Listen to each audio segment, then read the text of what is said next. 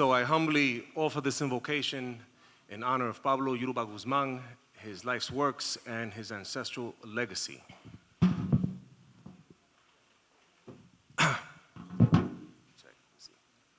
Oriba wa lofing, oriba wa lorum, oriba ulude, awutung oba, osiniti awulashe, shewele omola yelo da fumbabalao irekare obabinya, igba bobo rumuli otung, iba borumuli osi.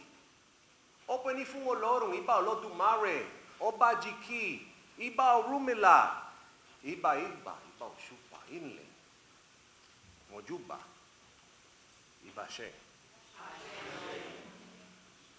We pay homage to the part of God that is closest to the earth. We pay homage to God in the heavens, God, protector, keeper. We pay homage. We pay homage to the owner of this day. We pay homage to the celestial courts.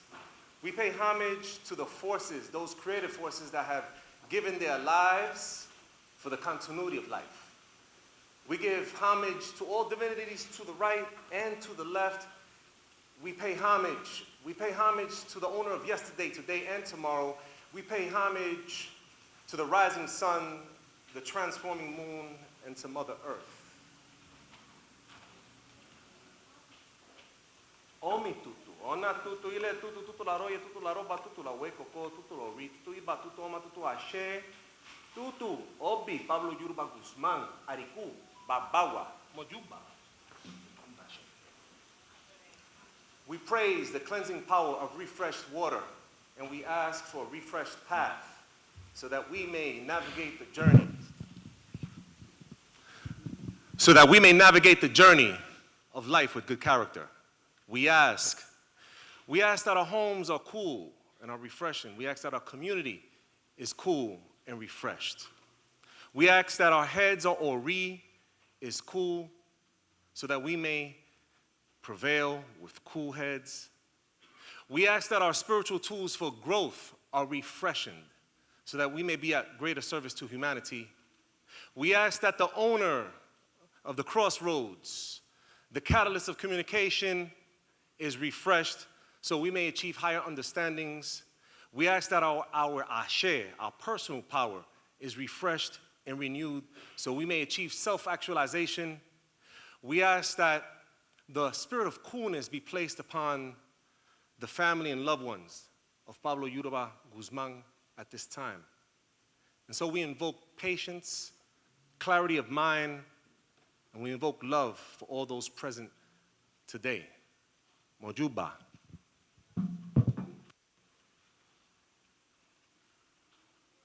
Iba baba, iba yeye, iba sheda, iba omokere, iba koda. Iba, bobo egungun, ati, ile olofin, la iglesia del pueblo. Iba she ori egun ila orun, iba she ori egun, iwo orun, iba she ori egun, gusu, iba she ori egun, ariwa, iba she, bobo egun de Pablo Yoruba Guzmán, iba she, Pablo Yoruba Guzmán. We pay tribute to the mothers, to the fathers, we pay tribute to the children, born and unborn. We pay tribute to the first students of knowledge, wisdom, and understanding. We pay tribute to all priests, Orisha priests, all priests of all faiths, those of the mystery schools. We pay tribute to all of the ancestors that are at our feet today at the People's Church. We pay tribute to the ancestor spirits of the East and to those of the West. We pay tribute to the ancestor spirits of the North and those of the South. We pay tribute to the ancestors of Pablo Yoruba Guzmán, and we pay tribute to Pablo Yoruba Guzmán. Aumba waori, aumba waori, awa osung, awa oma, leri oma iyawo. Bogbo egun de Pablo Yoruba Guzmán, kawe. Aumba waori, aumba waori, awa osung, awa oma, leri oma iyawo. Bogbo egun.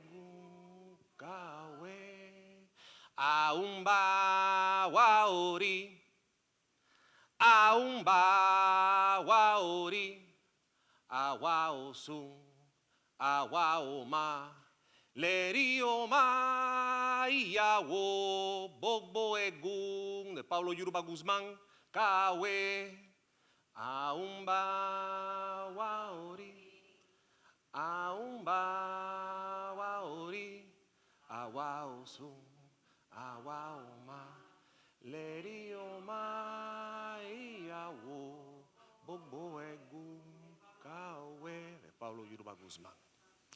So it is said that when we proclaim the name of our ancestors, they become immortal. And so with this song, we bring in the energy of the children reaping the wisdom of past generations. Ibashe means to pay homage to. And when I say Ibashe, I would like everyone to say Pablo Yoruba Guzmán and proclaim his name so he can become immortal. Ibashe, Pablo Yoruba Guzmán. Ibashe, a resounding Ibashe, Pablo Yoruba Guzmán. Ashe Olodumare.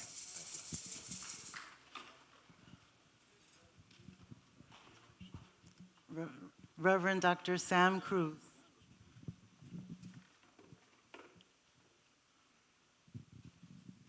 I feel honored and humbled to be here and participating in this memorial service for Pablo Yoruba Guzmán. Me siento con honor y humilde estar aquí siendo parte de esta celebración de la vida de Pablo Yoruba Guzmán. Pablo Yoruba Guzmán was a great Cuban, Puerto Rican social justice person. Pablo Guzmán, como ustedes saben, era un gran hombre de liberación y de lucha por la justicia caribeño. And I started thinking, what kind of invocation can I do coming from a Christian tradition? ¿Qué tipo de invocación puedo hacer viniendo de una tradición cristiana? Y dije, bueno, voy a hacer una de una teología de por si las moscas. I said, I'm going to do one which is a theology of por si las moscas. Ustedes conocen esa teología, right? Por la mañana en la iglesia, al almuerzo con el espiritista y por la tarde con el santero. Aquí hay una mezcla right now because el babalao me preguntó, what's the invocation? I said, I'm not sure. Es una invocación del barrio, the religious tradition. But I just wanted to say que what I was thinking about in terms of the invocation, lo que estaba pensando sobre la invocación. Yo me pregunté, ¿a qué cielo, si hay cielo, fue Pablo Yoruba Guzmán? I asked myself, if there's a heaven, which heaven did he go to? Pablo Yoruba Guzmán. So speaking of ancestors, hablando de nuestros antepasados, pensé del cacique Atuey. I thought of el cacique Atuey. You know what happened with him, right? The first revolutionary in the Americas, el primer revolucionario en las Américas, que unió a los indígenas y a los afroamericanos y los africanos para luchar por la justicia y la independencia, who united the indigenous people and the black enslaved people to fight for justice and liberation. Atuey, when they were about to kill him, you know the story, right? Atuey, cuando lo iban a matar, le dijeron, do you want to go to heaven so you don't end up in hell? And they were Catholic priests, you know. Católicos le dijeron, ¿quiere que hagamos la ceremonia para que tú vayas al cielo o quiere irte al infierno? Atuey le dijo, who's going to be there? Atuey preguntó, ¿quién va a estar ahí? They said, us. He said, send me to hell. Él dijo, mándame al infierno. I know the Atuey está en otro cielo. No en el cielo donde están esa gente. If there's a heaven, Atuey is in a different heaven. Where Lolita Lebrón is at, Pedro Biso Campo, Julia de Burgos,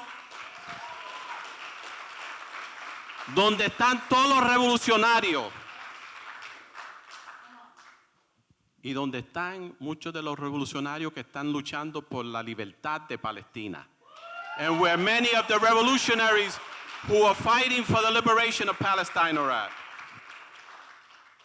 I like to call it the queer heaven. And you know, queer, no se asusten los que son medio de eso. Queer just means, no, porque yo vi algunos que dijeron, I don't want to go to that heaven. I know this. Queer simply means that you don't go with the flow. So it's a queer heaven. So yo creo que Pablo Guzmán está en el reino de los queers y de los extraños. But I want to be among those two without the way.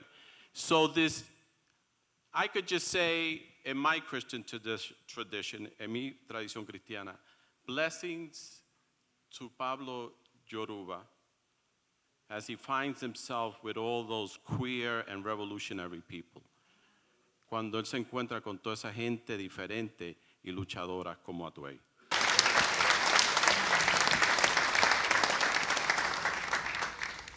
Welcome to the heart of revolution, the soul of liberation. Welcome to the People's Church. I am Reverend Jonathan Cintron, and I'm a proud Puerto Rican and a proud gay man that will go to that queer heaven as well. Under the guidance of the prophetic leadership of Reverend Dolimar Lebron, our former pastor, I serve this community as her associate pastor. And today I remain in this community as the lay leader for the People's Church. But more importantly, a fellow warrior in fight for justice. Here in the People's Church, when we say welcome, we mean it in every sense of that word. We welcome every culture, every sexuality, every faith ideology, because we believe the divine sparks ignites in each one of us, transcending boundaries and uniting us in our diversity. People, today, this day marks for me a historic moment, a revolutionary circle in my life. My journey began in Puerto Rico, in San Juan, Puerto Rico, in Sacred Heart University, la Universidad del Sagrado Corazón, with the tales of the Young Lord's Party, the tales of Pablo Yoruba Guzmán, the tales of Mickey Melendez and Felipe Luciano. Those first ignited my fire coming from a very conservative family. Their fight against the imperial grasp of the United States over our country, their defiance in the face of what seemed the awful odds resonated in my soul. And then I realized that this revolution had roots in a United Methodist Church. And as a fifth generation Methodist, that was a sign for me to go into the path of liberation in queer theology. We gather here to honor a prophet, a revolutionary, a beacon of hope and change, Pablo Yoruba Guzmán. His legacy isn't just a memory, it is a living, breathing force in our struggle. Prophets like him, like Isaiah, Jeremiah in the sacred book. But closer to us, prophet like him, Dr. Pedro Albizu Campos, Ramón Emeterio Betance, Luisa Capetillo, Martin Luther King, Malcolm X, Lolita Lebron, they were more than soothsayers. They were the voice of truth against power that called for repentance, that pushed us towards a better and more just society. They saw beyond the letter of the law, understanding that law should not serve the people. The law should serve the people, not enslave them. Prophetic words, according to the scripture, are not just visions. They are challenges to the status quo, uncomfortable truth that often comes at a great personal cost. They are divine calls to action, pushing us towards transformation, towards realizing God's plan, a plan that stands in contrast to the desires of the privileged. Pablo stood against the powers, seeing victory in what others perceived as a defeat. He envisioned a revolution, a radical change in this world. His vision was of unity in a divided society, rooted in the divine promise of freedom. He knew the end game. A world where the lion lies down with the lamb, where victory is not just an aspiration, but a reality. Today, we sit at the People's Church. Take a look around. Today, you are sitting in the People's Church that Pablo envisioned back in 1969. A church that doesn't bow to the rigid lines of the Book of Discipline of the United Methodist Church, but instead follow the path of radical love and justice, because when la tiranía es ley, la revolución es orden.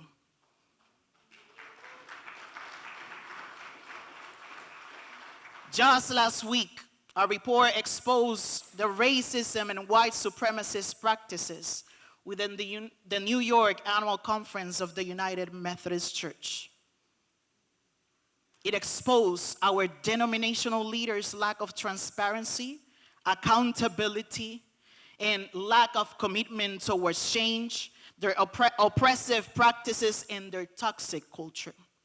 That's what our community is facing today, alongside with a lack of financial resources, but with a mighty strain, because just like Pablo, we know the end story.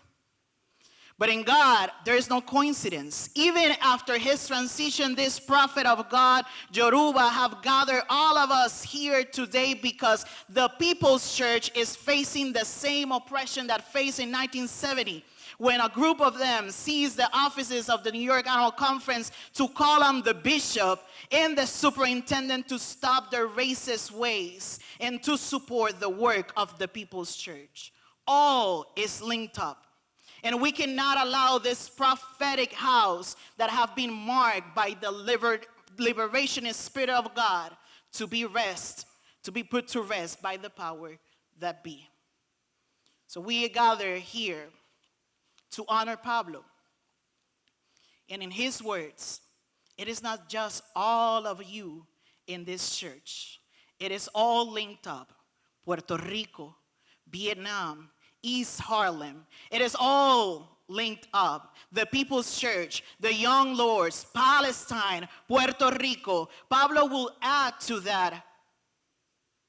What you do after we leave this church is going to be important for the fate of the world, because we are in the belly of the monster. Not only New York City, but at the belly of the United Methodist Church. This church, our church, stands as a testament to that ongoing struggle against institutional and systemic racism. It is up to us to keep this legacy alive, to remember Pablo, not just in words, but in action. This church, this is the People's Church. It is your church. It is our church. Join this revolution. Let's continue to make this space a prophetic beacon for El Barrio, where all people that hopes against hope comes together to be lifted up and recharged, where all people that understand that justice is how love looks like in public come together to strategize, and where all people from all corners of El Barrio, New York City, and the world comes together to build a coalition for liberation of all, a beloved community, building the kingdom of God in Harlem as it is in heaven. Welcome once again to Pablo's church, to the Young Lord's church, to your church, to the People's Church.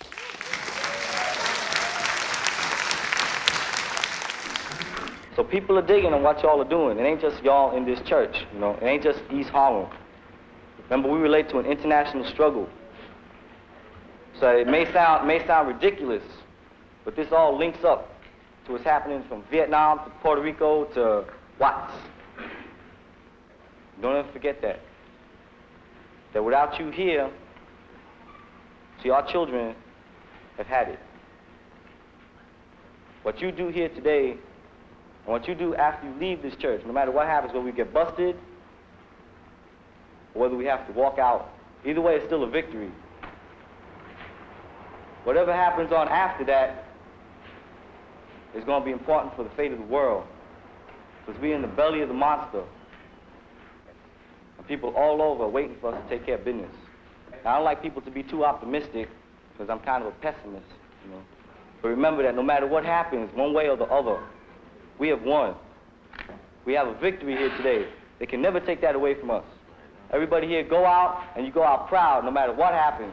Because this church is ours. This is a people's church. All power. Good afternoon, everyone, brothers and sisters. And as Pedro Petri would say, the poet laureate of my generation, he would say, good afternoon, brothers and sisters, and first and second cousins. And that includes everyone. I want to take a minute. This is a celebration of life. I'm sure that there are going to be emotional moments during it, but it is a celebration of life, and let's keep that in mind. I want to thank the planning committee for making this a possibility. An idea is only as good as other people embrace it, and together we make it a reality. And that was the reality of the Young Lords. I want to thank all those people that traveled, and you know who you are, to be here at this memorial. I want to thank the Malik fraternity for their flowers and for serving as ushers. I want to welcome those in Puerto Rico, Young Lords like Ramon Morales, Vicente Panama Alba, Jose Perez, Antoinette Torres, and former political prisoner Dilcia Pagan. The back of our program has an expression of gratitude for all of those who made this program possible. Lastly, I want to thank the Guzman family for blindingly trusting us for this memorial. There are not going to be any intros, because the intros for many of the people, all of the people on the program, would probably be longer than the actual presentation. So people are going to kind of self-introduce themselves. It's pretty dangerous to put a microphone in the heads of an activist. We think we have a lot to say. Today we do. Today we sure do. Today we honor a son, a husband,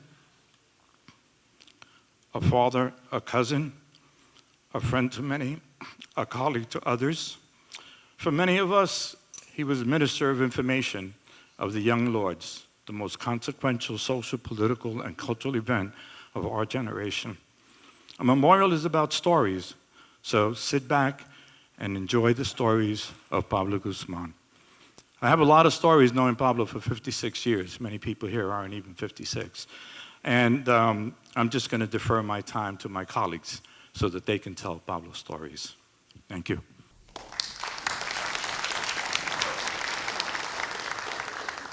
Cleo Silvers is speaking first, and we have Denise Oliver, African Americans. A little known fact that the Young Lords, 25 to 30% of our organization was African American.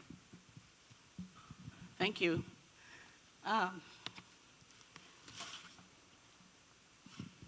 We be old lords, too. I know we be old lords for sure.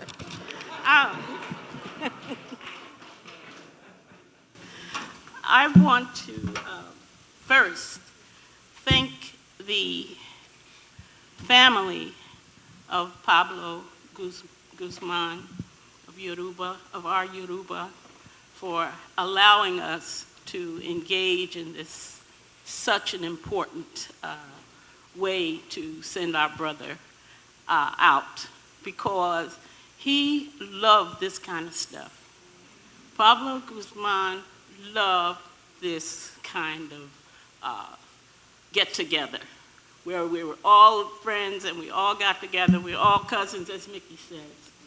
So I want to do that first. And then I want to say how much I loved Pablo, how much I loved Yoruba, how much I honored him. Yoruba was quite a bit younger than me. And during the time of the Young Lords and all of our events that we engaged in, all of the Central Committee was my honor to just be there and to be a member of the organization. So I appreciate and honor the young lords. And all of you who are here, who are young lords, who wish they were young lords, who wanted to be young lords, and who really honored Yoruba. Thank you for bringing me here, for allowing me to be here, and allowing me my 5 minutes. I'm gonna be cool. And I wanna say that Pablo Guzmán represented a one-person rainbow coalition. And that it is again, our honor to recognize our relationship and what brought all of us together, what brought the African American community together, what brought the Puerto Rican community together, which took me to Puerto Rico and made me fall in love for second and third time in Puerto Rico. I very much appreciate that. The other group of people that I want to thank, and I think is such an important point, is that the women of the Young Lords organization.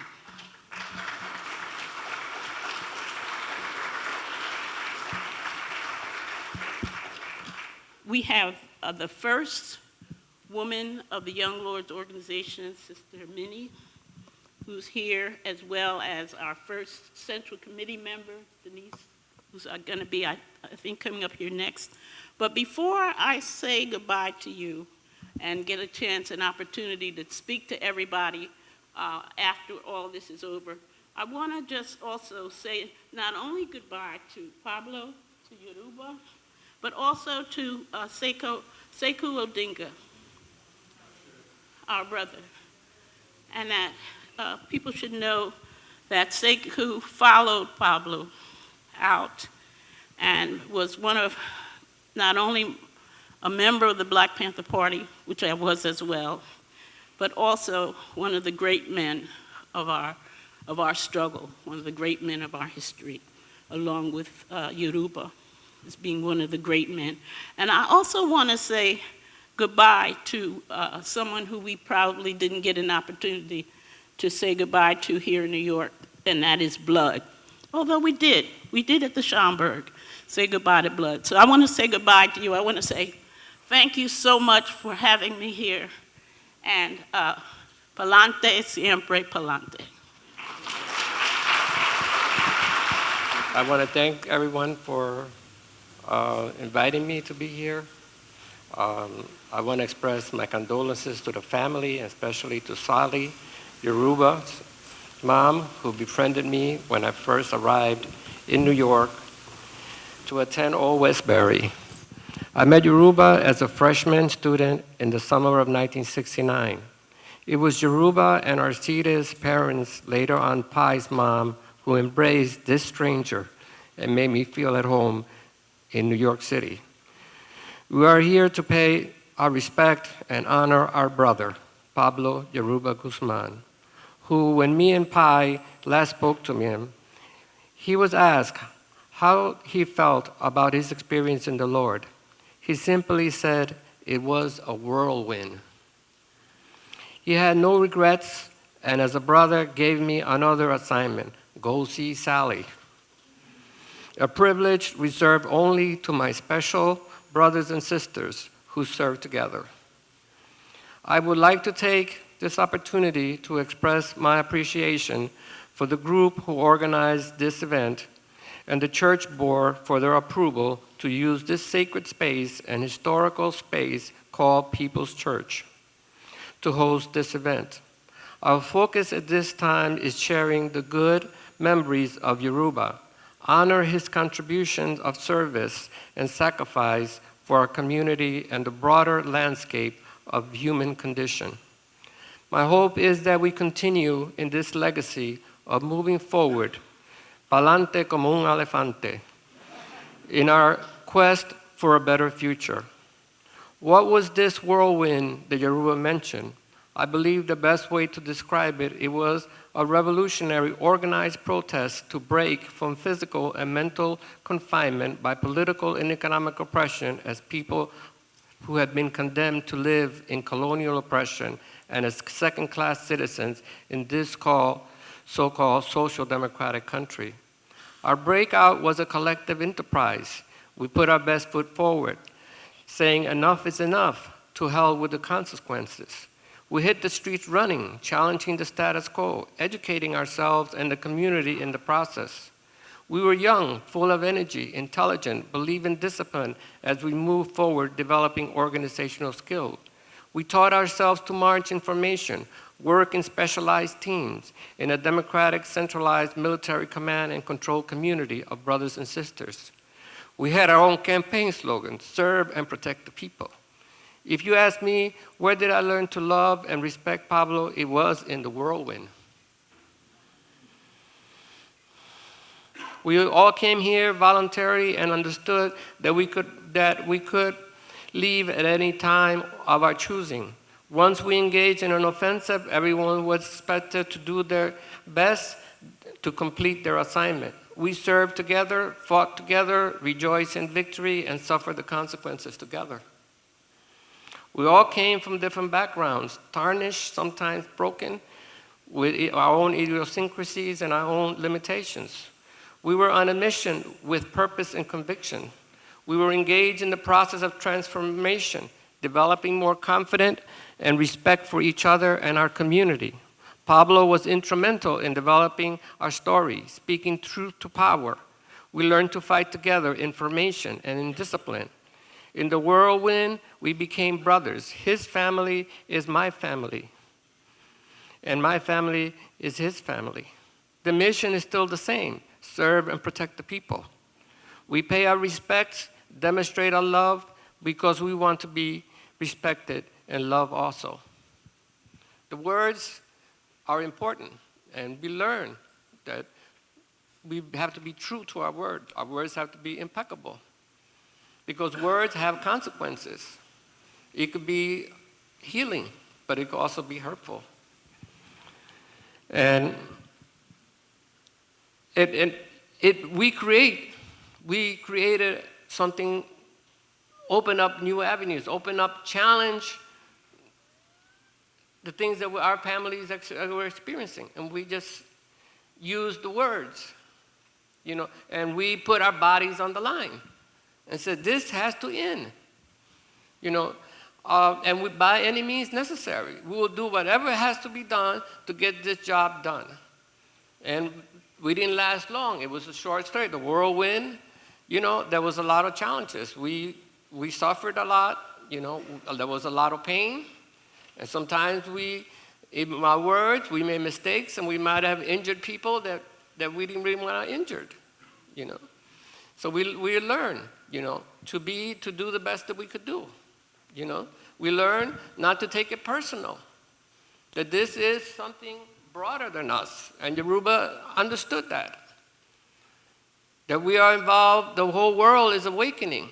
People want to end all these systems of patriarchy and hierarchy that are oppressing the people.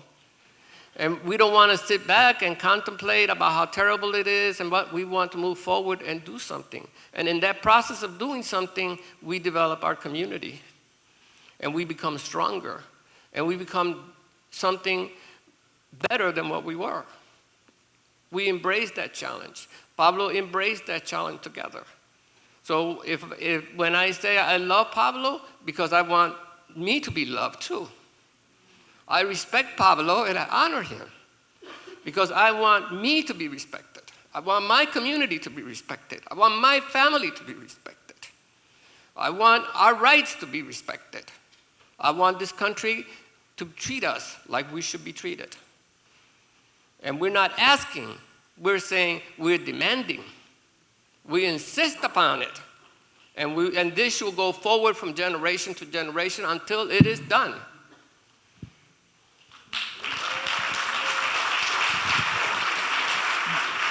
Denise Oliver Velez. Thank you all for being here. I'm sending my love to Sally, if she's watching, Pablo's mom. I'm not here to talk about, well, I am, sort of. I want to talk about Paulie Guzman from Bronx Science High School. Okay? And because that's how I got to know him. And Mickey knows what I'm talking about because there were some crazy people building a college on Long Island, which was supposed to be the most experimental college ever. No grades, you could hang out, you could get a degree in riding horses, whatever, you know, smoking a lot of dope. And it was supposed to be in Old Westbury, but they had a fire, so they built it out in Oyster Bay, Long Island, at Long Island. You know that place? In a place called Planting Fields. And they wandered around looking for some people, some radical students to help plan the school. And guess who they took out there? Mickey Melendez, Moulting, me, and Robert Ortiz, Robert Ortiz, a poet from El Barrio. We moved out to the campus to plan it. And we also had to, we looked around and we were like, boy, this is pretty white. So it was about getting some minority students to attend. And one of the people recruited was Paulie Guzman from Bronx Science High School. Now, I'm gonna do something that's not on the agenda. All the Old Westbury people here in the audience, stand up and raise your hand. Get up. Every last one of you. There would not be a Young Lords party if it wasn't for Young Lords of New York, if it wasn't for Old Westbury. Because that's where we met. And Juan Gonzalez came out to the campus to consult when we had a brouhaha. Felipe was a Sikh student. He came out there. And that's where it all started. And every young person who becomes a revolutionary has a mentor. They have somebody they model themselves on. There was only one black faculty member at Old Westbury, and that was Professor Carlos Russell. Afro-Panameño. He later was an ambassador from Panama, but he was brought out there to run field studies. And let me tell you about Carlos. Carlos turned around and took us students into Ocean Hill, Brownsville, when the teachers' union was on strike and our kids were not getting taught. And I come from a union family, hardcore. My mother gave me car fare to cross the picket line. She said, you go in there and teach those black and Puerto Rican kids. And Carlos took us. And the Westbury students here who went, remember. And it was the first time, it was an awakening for us of the concept of community control of institutions, which we carried into the Young Lords. After that, Carlos inspired a number of the students to go to CEDAC, Cuernavaca, in Mexico, which was an organization headed by Ivan Illich. And Carlos made a statement, you can read about him on the SUNY Cal website. He said, Paulie Guzman went to Mexico, to Cuernavaca, and he came back, Pablo Yoruba Guzmán. So that's part of the story that doesn't get told that often. Fast forward about 10 years, and I had moved on, people had moved on, and I was in DC as a program director building the first minority-controlled Pacifica radio station. And we got an SOS from New York. They had hired, WBAI had hired Pablo Yoruba Guzmán to be the program director of WBAI. And he had brilliant ideas for how the station could reach out and involved multiple communities in a way that it wasn't being done. I was working at WPFW, which was the first minority-controlled Pacifica station, and we got an SOS from Pablo that the staff was not happy with the idea that he wanted to engage the Black and Puerto Rican community in a way that it wasn't being done. They took over the transmitter, shut the station down. It was a whole brouhaha. We sent Black folks from DC to watch his back. He ended up leaving the station. He continued to listen to it. And to this day now, there are some really cool people at WBAI. But the start was with Pablo. So with that, all power to Pablo.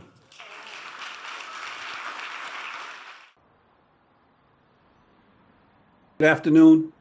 I'm Juan Gonzalez, former Minister of Education of the Young Lords. I'm coming to you from the cold and windy city of Chicago. I first met Pablo in the summer of 1969. He was 18 and attending SUNY Old Westbury. I was 21, coming off 30 days in jail for my involvement in the Columbia University student uprisings.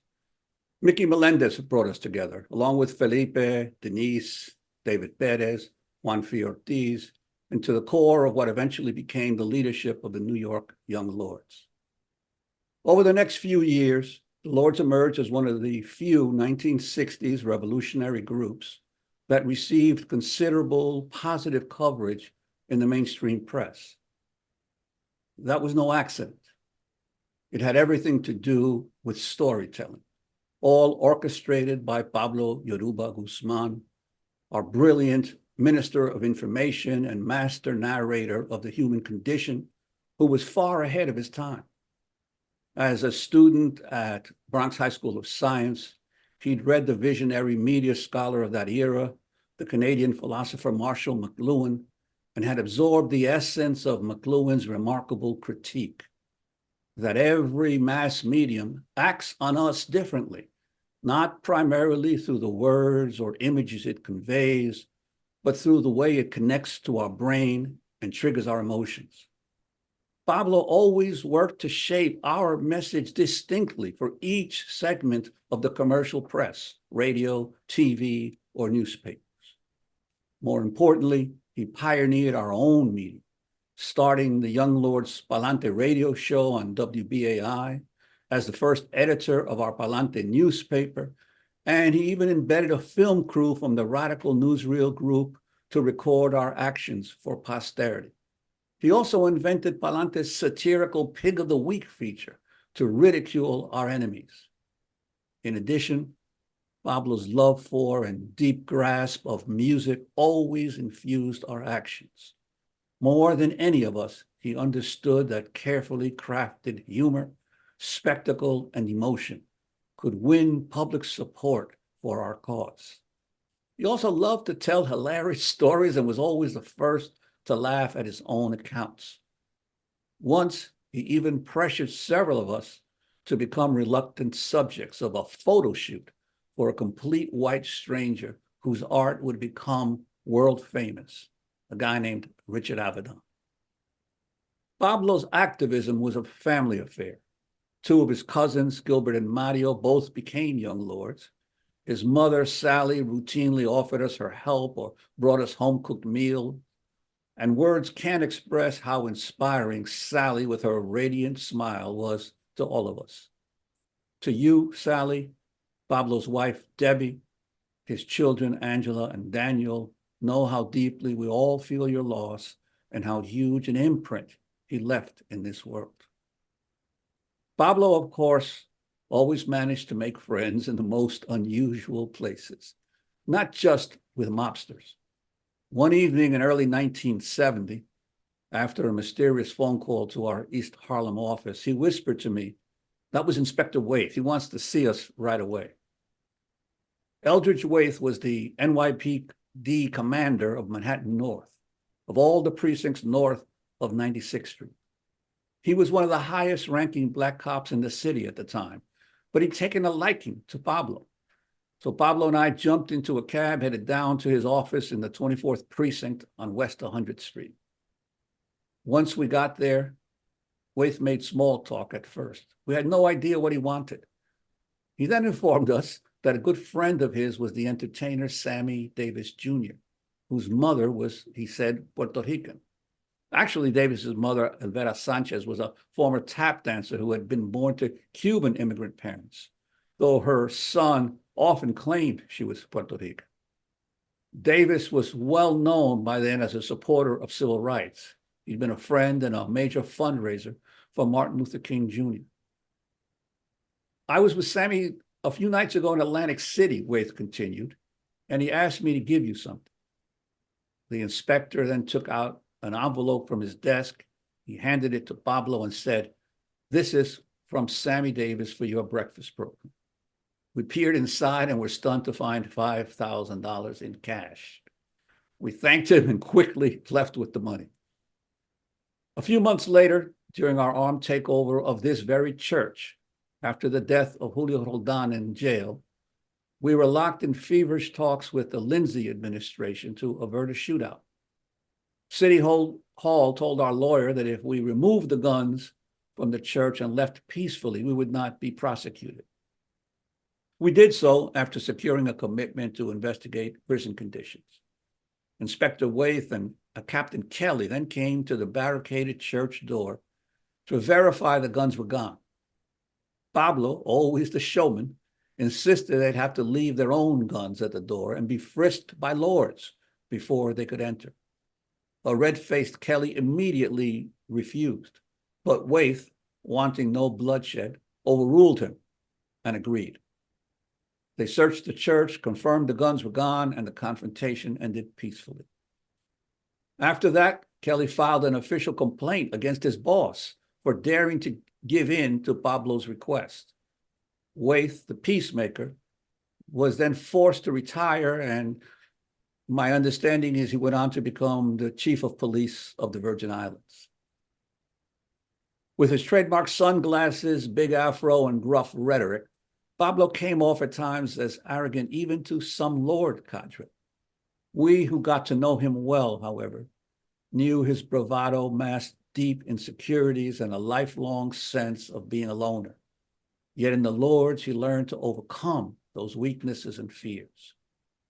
There are some who believed then, even now, that the first and only test of a revolutionary is a willingness to throw a punch, as if organizing massive social change can somehow be reduced to some glorified kickboxing brawl.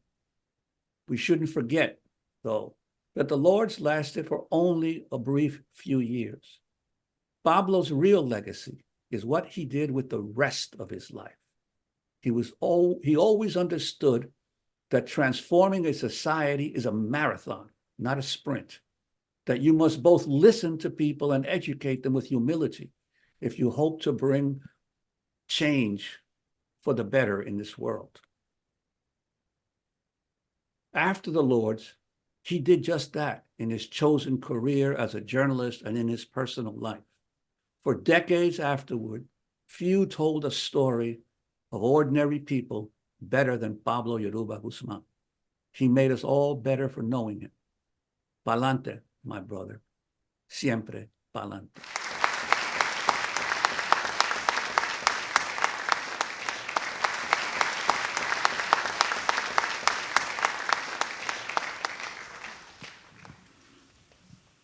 Light, peace, and progress to the spirit of Pablo Yoruba Guzmán. So I wasn't actually going to speak today, and I spoke to Johanna, and we talked a little bit about Pablo, and I was convinced to actually represent the Philadelphia branch of the Young Lords. So I am Gloria Santiago Rodriguez, came into the organization in 1970, walked into this people's church, and I'm here. I'm still here. I felt that everything that I saw in the People's Church and all of the leaders of the Young Lords at that time spoke to everything that I felt I was about. And I had been looking for an organization to become a part of. So I joined the Young Lords. I was a baby, 17 years old, from Brooklyn. There was a new branch that was opening in the Lower East Side, and so that was my branch. Before that, I was going to the office on Madison Avenue, and I was taking political education classes and hanging around, and had an opportunity to really be in the energy and to participate in many of the community events that were happening at that time. Very shortly after the organization, I was in the Lower East Side, there was a need for women to be represented in other branches of the organization. In Philadelphia, there was no women that had been in leadership and or part of the cadre. And I had actually met who would soon become my husband at a demonstration here in New York. And they said, Gloria, do you want to transfer to Philly? I was like, oh yeah. I'll do the work and I'll be with my man. And so I give you that backstory because a year later, Pablo and Edie's would be transferred to the Philadelphia branch of the Young Lords. And I was with my partner, and Pablo and Edie's, and we're in the organization there, and we lived together. We had a house on 2nd and Oriana. And so I wanted to also bring the heart of my friendship, my comradeship, my relationship to Pablo in talking about just the everyday, daily work and not just the organizing work, but also the work that we did in embodying the principles of the 13-point program and platform. And I saw that every day as we lived together, as we cooked together, as we shopped together, as we went to the movies together, as we laughed together, in addition to the organizing work that we were doing, particularly around police brutality, particularly around bridging the Black and Puerto Rican community, right? So when I first got to Philadelphia, folks were like, whoa, who are you? Are you Black? Are you mixed? Are you Puerto Rican? Because I had a huge Angela Davis afro, right? And the Puerto Rican community in Philadelphia was much more connected and very new in relationship to the Puerto Rican community here. So they had a very stronger connection to the island, right? I was born and raised here. I lived in the projects in South Brooklyn. And so when Pablo came, when he came, Black Puerto Rican, Black Latino, both he and I were very instrumental in bridging the relationship between the Black and the Puerto Rican community, right? We did a lot of work with the Black Panther Party in Philadelphia. We had our own Rainbow Coalition happening there with Iwakun, which was an Asian organization, the Revolutionary Union, which was primarily a white organization. And so we did organizing together, coalescing together, working again in dismantling the mayor of Philadelphia and police brutality. So those were a lot of the kind of organizational community stuff that we did together. But I wanted to just fast forward because I think that we lost contact. Pablo went to prison, right? The organization began to change its direction and its emphasis. A lot of folks left the organization, right? And I hadn't seen Pablo until many years later, right, when there was an organizing force around the National Congress of Puerto Rican Rights. And then later on, right, I want to say about several years ago, I get a call from Pablo. And he reminded me, as we spoke, of the heart and the soul of our friendship. He was writing his memoir, and one of the chapters in his memoir was his experience in Philadelphia. And he noted a particular incident where he and I were walking back to the house, and we got stopped by members of the Zulu Nation. And one of them put a knife to his throat, right? They were very upset because in our La Lucha newsletter, we talked about the Black and Puerto Rican community, and they were very offended by the fact that we used the word Black. And so, as they put this knife to his throat, right, I had already developed a relationship with some of the African American sisters in the community. I just put my hand on their shoulder, and I began to speak to them, right? And they lowered the knife. Pablo reminded me when we spoke that I had saved his life. I had not even remembered that. For many of us that are in, revolutionary organizations and put our life on the line every single day, some of us have had to deal with healing the trauma as a result of our participation in the movement where we were oppressed and, by the state. Not just oppressed, killed, right? And so I want to say that when I was thinking about our relationship, our friendship, our comradeship that developed in Philadelphia primarily, I was and am so privileged, so honored, right, to have both Pablo and Edith as mentors, as guides, as demonstrated, embodied principles that we were speaking of in our 13-point program. He walked his talk, right? He walked his talk. And I am also so wonderful to say in that story that Pablo shared with me in his memoir that the divine feminine, the women in this organization, right, saved many a life. Saved many a life. So I want to share my condolences to Debbie, his wife, to Sally, who used to come visit us all the time from New York. Thank you, Sally, for giving birth to a beautiful, beautiful soul.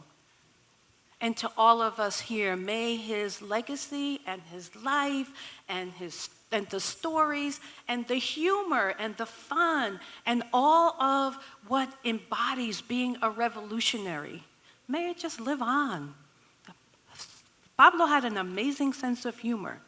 And I remember him saying, and I'll leave us with this, that the work that we're doing is so critical in transforming systems, and it's fun. Ashe. Gilbert Colon, primo hermano de Yoruba. Good. How you doing, y'all? I don't really need this, but I'm going to use it anyway. Okay, gotcha. I'm going to speak a little bit about what Denise was talking about. Because to me, he was Paulie before he was Pablo or Yoruba. We grew up together. Titi Sally and my mom, Lillian, were sisters. And Mom was ill orphan, and Titi Sally stepped up, and she kept my brothers and I from the foster system. Shout out to Sister Titi Sally. I always thought that he was more than 18 months older. He was my big brother. He was always there. He had a big head, I mean, literally a big head. I would call him cabezón, or headquarters, when he got on my nerves. But I knew that head was filled to the brim. He had a voracious, insatiable appetite for information. He used to read under the covers with a flashlight at night, which is why he probably needed glasses at a very young age. He watched every movie and TV show. He listened to all the radio stations. He loved music. As the OJs used to say, every kind of music. But he could not dance. He loved sports, but he was no athlete. He did participate. He didn't stay upstairs with his books and his TV. He could have nerded out, but he didn't. He liked to be around people. He really did like to be around people. We attended the same schools. We were supposed to attend college, get a good job, and move on up. And then the 60s happened. Paulie graduated high school, and he went to Old Westbury. More flower child than militant. He comes back from a field trip to Cuernavaca, Mexico, a militant. He wants to be called Pablo. At first, I thought he was joking. I said, come on, man, Gilberto's on my birth certificate. You're Paul. He said, no, man, you're going to call me Pablo. I'm Pablo. He's rocking dashikis, beads, sunglasses. No more Paulie. He's talking about the Aztecs, the Mayans, the Olmecs, the Afro-Mexicans in Veracruz, about why so many cities in the Southwest and Pacific have Spanish-sounding names, about the true scope of the Atlantic slave trade. He was on fire. But this was a sign of the times. We were on fire. Shortly thereafter, I met the SAC crew, either at Titi Sally's house or I went out to Old Westbury. And I will tell you, this was high-octane intellect chopping it up in one time and place. The energy and the desire to put theory into practice was palpable. You could tell something had to give. I was present at the creation of the New York Young Lords, and it was an amazing thing to experience. It was an energy that kind of drew you in. I was at the first rally at Tompkins Square Park. I was at the garbage offensive, and it was fun. Oh, it was fun. The First People Church, which was an amazing experience where the vision of what we wanted to create was actually created in real time, right in this space. The only reason I didn't drop out of high school was because I had promised my mother that I would graduate and get accepted into a college. I was not about to break that promise. However, I was in the orbit of the Young Lords, a ready, willing volunteer for whatever, and y'all know what I'm talking about. And I eventually joined, following my big brother. I followed him in, but I did not follow him out. And I'm sharing this story with you because he would want me to. After Pablo returned from prison, we were supposed to meet on a project. I get there, and I noticed that someone was in moving day mode. No furniture, objects in disarray. I ask him, what's up? He says, I'm out. I do not receive an explanation. So now I'm getting a little bit heated. So I ask him as my big brother for a clue. Nothing. I left in a state of anger and confusion, and I did not see him again for years. Now this is where the story could have ended. I could be standing here lamenting the fact that we never patched things up, but thankfully that did not happen. A few years later, I'm working, having re-entered mainstream society after remaining in the bubble for about a beat too long. I visit my uncle Raul, AKA Rocky, Pablo and Tanya's father, at his job in the Garment Center in Midtown Manhattan. He asked me to walk with him. Now, this had been a regular thing when I visited him. That Garment Center is like all hooked up. You walk everywhere for here, there, everything else. So anyway, he says, we go walk. I said, okay, cool. We wind up at the offices of Fania Records. And in a few minutes, I'm face to face with my big brother. Now, I have no doubt that Pablo orchestrated this intervention. It was on time, because by then, we were ready to talk, and we did. Now, the first thing we agreed upon was that it was a blessing that I did not cross paths with him immediately after that period, because it would have been ugly. I say that, and I'm digressing for a moment, to point out that the worst aspect of COINTELPRO was that it drove a wedge of suspicion, fear, and ill will among those who loved each other as family. And in my case, he was my family. The second thing we discussed was the reason for his silence on that day. He said he thought that I was, quote, too far gone. I told him that he did not have the right to make that determination without giving me the facts as he saw them first. He wholeheartedly agreed, which I was glad. I mean, the universe worked in a certain way, because if he hadn't agreed, that would have been a whole different conversation. But he agreed, and we hugged it out, and he was my big brother again. Robert Solow is a recently deceased economist. I'm only mentioning him because I don't want to hit with a plagiarism charge. But he said something, he died recently, but he said something that struck me. He said, if you are in a group that is doing good work, it'll have high morale. And if it has high morale, it'll do good work.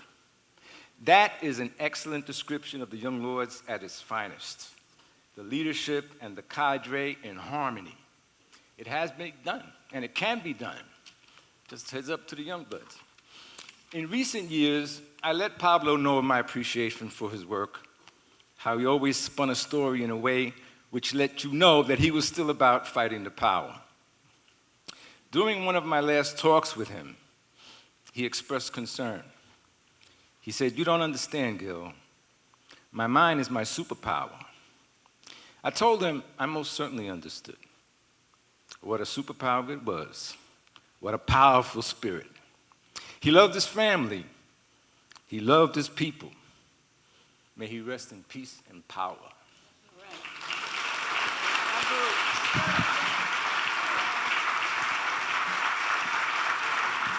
This is Democracy Now! I'm Mimi Goodman with Juan Gonzalez. We end today's show remembering the life and legacy of Pablo Yoruba Guzmán, visionary former Minister of Information of the Young Lords, longtime print and television reporter who's died of a heart attack.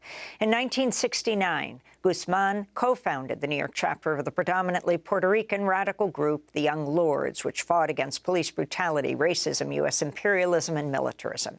The Young Lords also provided health care, child care, and breakfast to impoverished people, most of them Black and Latino. In this clip from December 1969, Pablo Guzmán speaks after the Young Lords took over the first Spanish United Methodist Church in East Harlem, which became known as the People's Church. It ain't just y'all in this church, you know, it ain't just East Harlem. Remember, we relate to an international struggle. So it may sound ridiculous, but this all links up to what's happening from Vietnam to Puerto Rico to Watts. Don't ever forget that. That without you here, see, our children have had it. What you do here today, and what you do after you leave this church, no matter what happens, whether we get busted, or whether we have to walk out, either way, it's still a victory. Whatever happens on after that is going to be important for the fate of the world, because we're in the belly of the monster. And people all over are waiting for us to take care of business. Now, I don't like people to be too optimistic, because I'm kind of a pessimist, you know. But remember that no matter what happens, one way or the other, we have won. We have a victory here today. They can never take that away from us. Everybody here, go out, and you go out proud no matter what happens. Because this church is ours. This is a people's church. That's Pablo Yoruba Guzmán speaking in 1969. In addition to being joined by Juan, who co-founded the New York chapter of the Young Lords with Yoruba, we're joined by Johanny Fernandez, the author of the award-winning book, The Young Lords, A Radical History. Juan, why don't you introduce this? Well, Amy, I think one of the things that people underestimate, that Pablo, as our Minister of Information, grasped from the start the critical importance for any people's movement of controlling its own narrative, not allowing it to be determined or defined by others. It was he, for example, who launched the Palante radio program on WBAI back in 1970, and who launched and initially supervised as the editor of the Palante newspaper.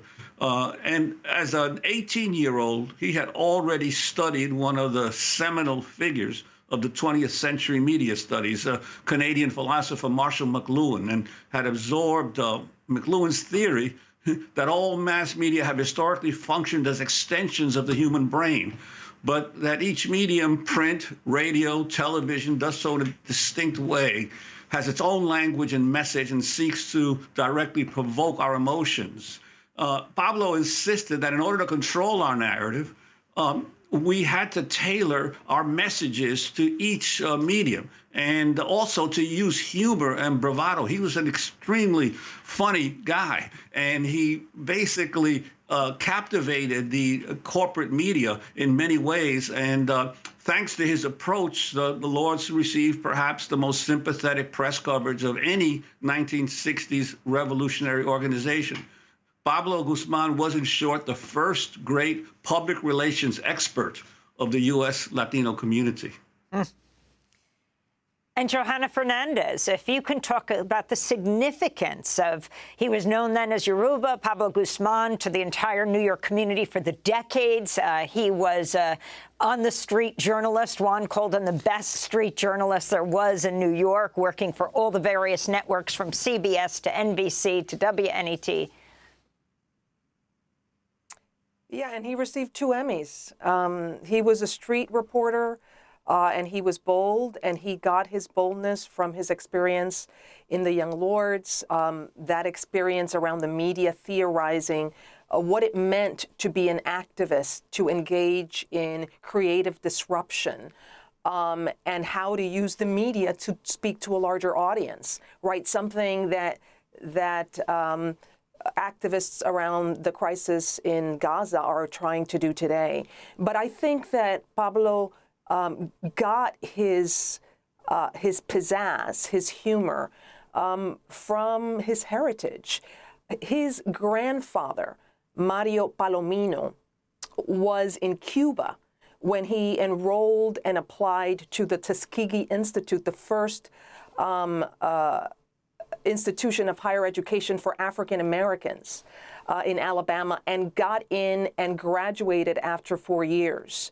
So he was a man of color, a Black Cuban, who instilled in Pablo's father a sense of pride in being Black and Latino, Black and Cuban. Pablo's father took him to hear Malcolm X speak on 125th Street when he was 12 years old.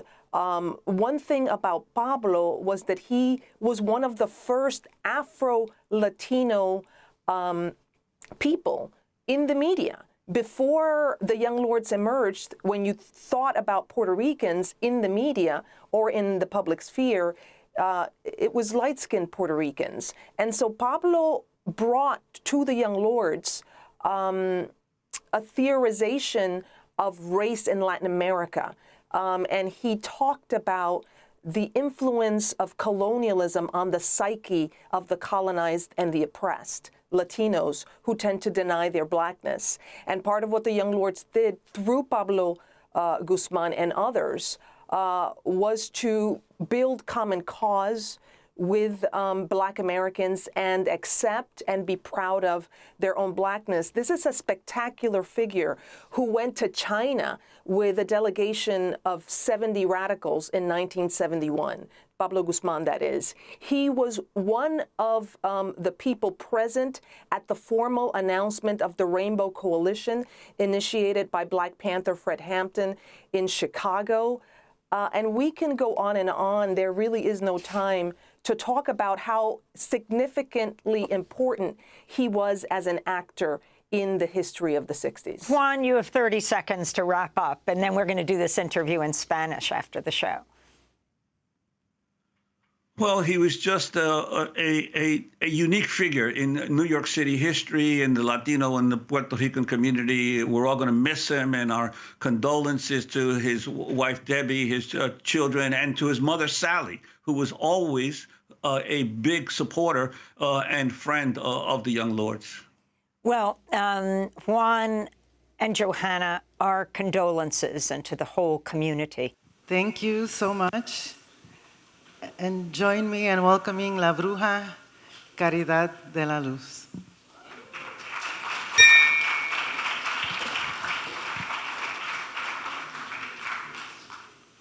Hello. Thank you, Mickey, for inviting me to be here and to speak and to share this poetry. Pablo Guzmán, Cuban, Puerto Rican. As a lot of you may know, they say que Cuba y Puerto Rico son dos alas de un ave. Cuba and Puerto Rico, two wings of one bird. And may those wings fly Pablo to whatever heaven he wants to go to. And may it fly him into this room right now, because this is a heaven that we're sharing right now.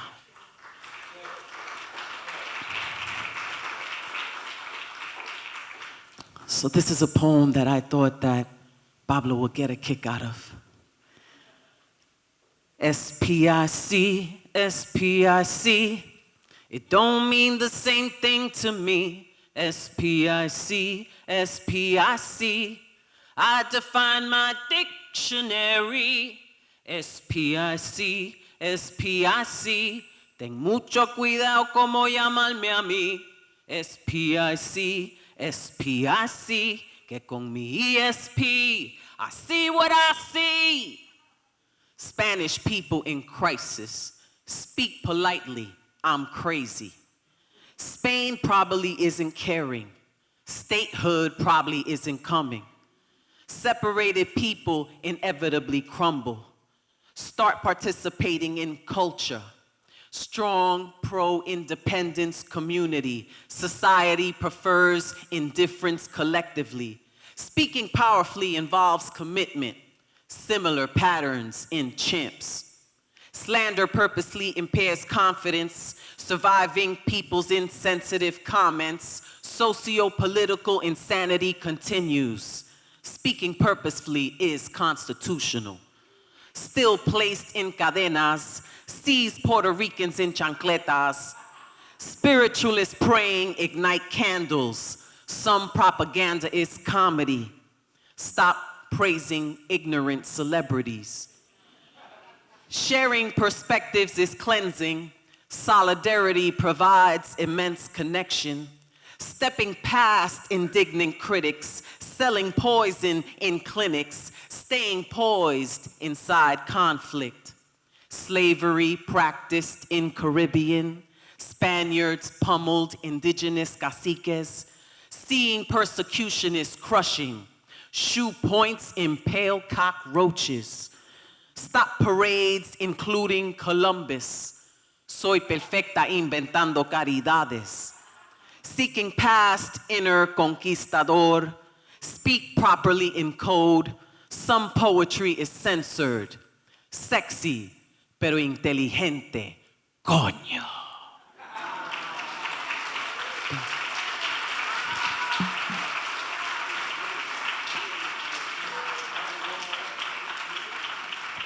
Thank you, Caridad. Join me in welcoming to the stage Ed Morales, Charles Barron, René Lopez, Kyle Little, and Jamal Joseph.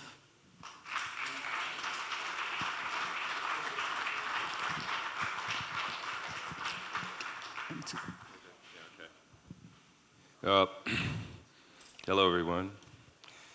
I'm so honored to be here with all these people here that I've admired for a very long time. I want to thank everyone who arranged it, particularly Mickey, who's the glue guy. I just want to tell a few stories about how Pablo Guzmán inspired me.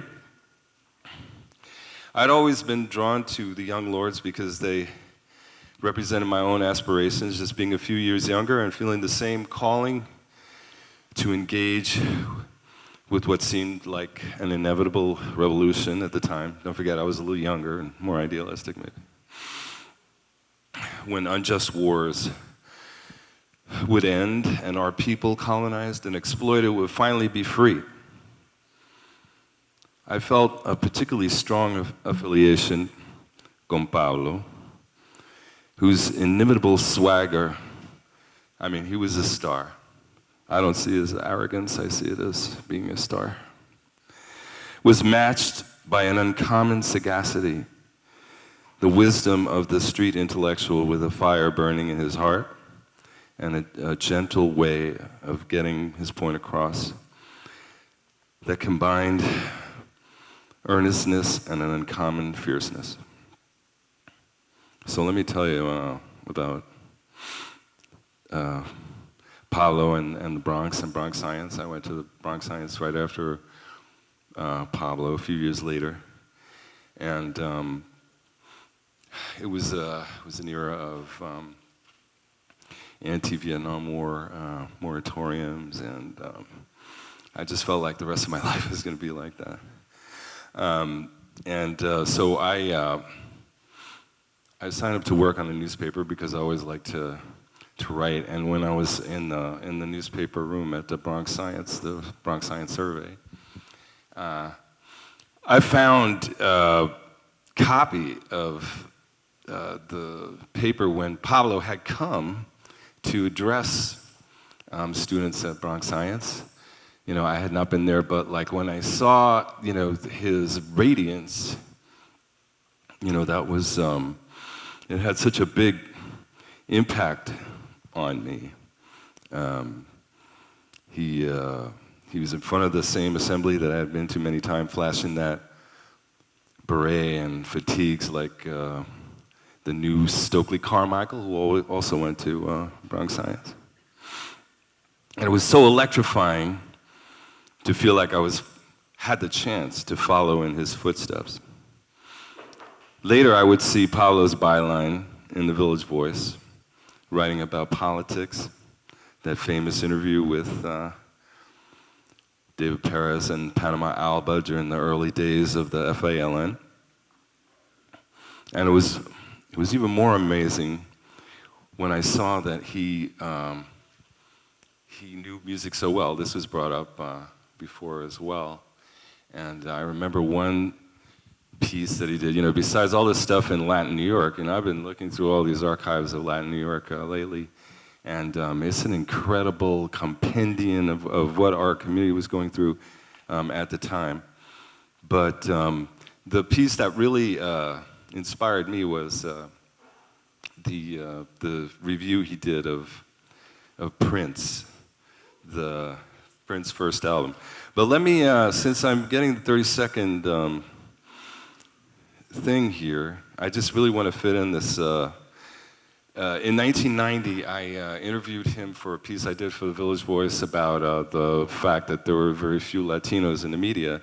And I just want to quote, and the way that the media did not reflect what was going on in our community. So I just want to quote Pablo. When the newsroom picks something up on a police scanner and it's a murder or rape, and it's a Park Avenue address, the first thing they do is shout out, is that above or below 96th Street? Take the attack at that student at Fordham University. The police at first held back that he was a student, but then they made it very clear that he was beaten brutally. That alone should have started the wheels turning, but this was the Bronx. And you know, the Bronx is code for Puerto Rican. Every news station treated it as a read by the anchor if they did at all. But by the 11 o'clock shows, they knew she was a Fordham student. And the newspapers picked it up and forced the TV stations to do it the next day. And when I went to do this story, even the white kids at Fordham, who were not from the Bronx, were angry. They knew if this had happened 2 blocks from campus, we wouldn't be here. That was Pablo, never resting and driven to tell the truth. Who's going to be there to show you the way? What's life without inspiration? In so many ways, Pablo was mine, and I will be forever grateful. Thanks.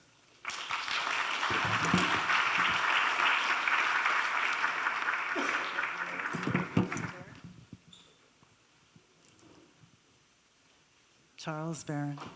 Thank you. Black power. Black power.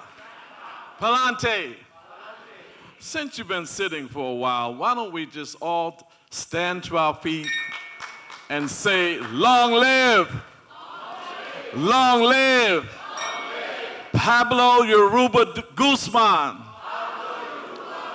Long live. Long live. Long live. Long live. Pablo Yoruba Guzmán.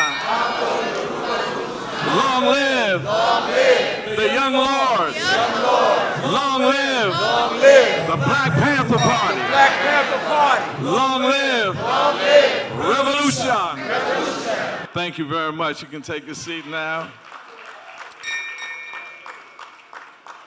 You know, I'm glad that we're in a church, and I'm glad that we had pastors talking about heaven, because I have a hard time sometimes with my materialist friends that don't go beyond the materialism, and they don't deal with all of that. But I gotta ask the pastor, one thing I don't understand is death. Why do such good people leave and some others are still here? I don't understand why people that have orange faces don't go first and let the rest of us stay. But I do believe Pablo is in a better place. I had the honor of living on the Lower East Side of Manhattan, and two brothers used to come down there. One lived down there, Tony Martin, and the other was Mark Holder. And Mark Holder and Tony Martin were the ones that recruited me for the Black Panther Party. They told me to go up to Harlem and watch all the work. I did, signed up, but I did my work, got my papers, and came to the Lower East Side. It's where I did most of my work, on the Lower East Side. And it's there that I met my brother Felipe Luisiano. Give it up for Felipe. Matter of fact, I don't suggest that you sneak up behind Felipe and I, because we took karate together, so we might have to make some moves. But that's where I first met the Young Lords. Matter of fact, we got together with the Iwoken in Chinatown, and then the Young Lords and the Black Panther Party. We all got together to talk revolution. But my real meeting with Pablo was through Richie Perez. That was my heart. That's my man, Richie Perez, the National Congress for Puerto Rican Rights. I was with the National Black United Front and Reverend Herbert Daughtry, and we all got together. We were on the college campuses fighting, had to go over to Brooklyn College with Panama and Richie fighting the big white racist football players. I asked them, if you're gonna fight some white folk, could you get some on the soccer team or something, not the football team? But we fought together there.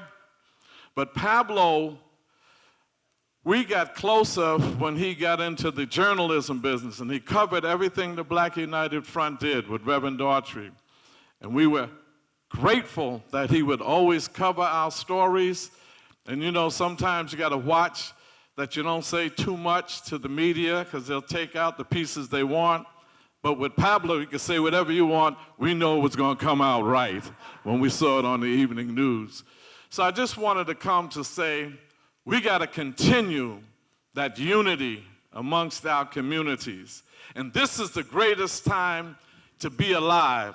I know Pablo would be blessed and pleased to see that Africa is rising up now. Revolution is coming to Africa in the Sahel region. When you see Niger, Burkina Faso, Mali saying, French, get the hell out of Africa. America, get out of Africa. And then free Palestine, free Palestine. And while you're at it, free Africa.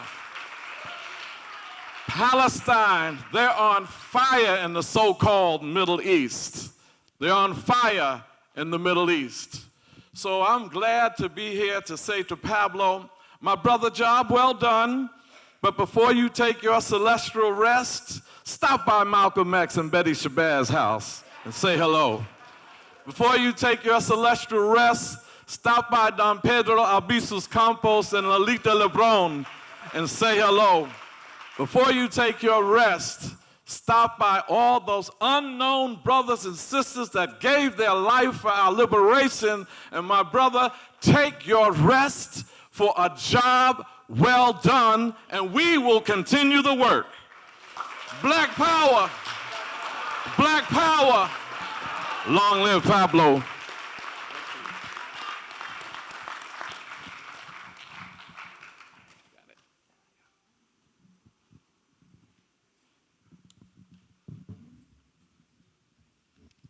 Well, first of all, it's a great honor and a privilege to be here and to listen to all the great words about Pablo Yoruba Guzmán. My comments will be brief. First of all, I never hung with Pablo, never. I met him for the first time at the Center for Puerto Rican Studies. I was involved in a project of music from the community that we were putting together an event. And during the course of that time, I would go to the Centro whenever needed and whenever I could. And that's where I first met him. One of the members from the Centro here, there may be others, but my brother Felix Cortez is here, and he knows the years that we spent at the Centro that were great. It was a lot of work that was being done in the community at the time. That was a brief meeting. I met him, I knew who he was. The next time I met him was after I was doing a radio program with Felipe Luciano called Latin Roots. That was a breakthrough program. We tried to present music as part of a whole, not just fragmented. The record companies had been doing a great job for the last 20 years of producing records, never putting the name of any of the Latino musicians on the records. If you look at old record covers prior to the 70s, it was just the leader, Tito Puente, Johnny Pacheco, blah, blah, blah. Very little about anybody that participated. So what the program was about was bringing to light those musicians who participated in those very important, that very important music that was heard by and danced to by the Latino community. But more important was to try and track the roots of that. I had been lucky enough to have been collecting music and to have been involved for many years since the 50s, since my uncle, who used to be one of the programmers at the Palladium and was one of the pioneers in Latin music here in the 30s and 40s. And we spoke about the history of this music. Where was it coming from? I mean, we weren't just, they presented us on record covers, like a hot Latina shaking her butt or something like that. This had a lot more to do with that. It was about migration, about immigration. It was about coming here, trying to seek a better life, but at the same time bringing with us our own culture. Oftentimes frowned upon and not looked upon too well by other people. It didn't matter. It was there and needed to be spoken about. So what Felipe and I did was bring to light a lot of the history of the music. You couldn't find it written. It wasn't in any books. It wasn't taught in school. So that was in itself a great moment in the late 60s and 70s where people started actually hearing about these heroes who were unsung. You heard them singing. They were great singers, great musicians, percussionists, horn player, whatever. Nobody knew who they were unless you went to the dances and became familiar with them. So because of the program, we started developing a certain amount of consciousness, and I started thinking about a group that we could put together that would represent not only popular music, but also that folk music, which is what nurtures popular music.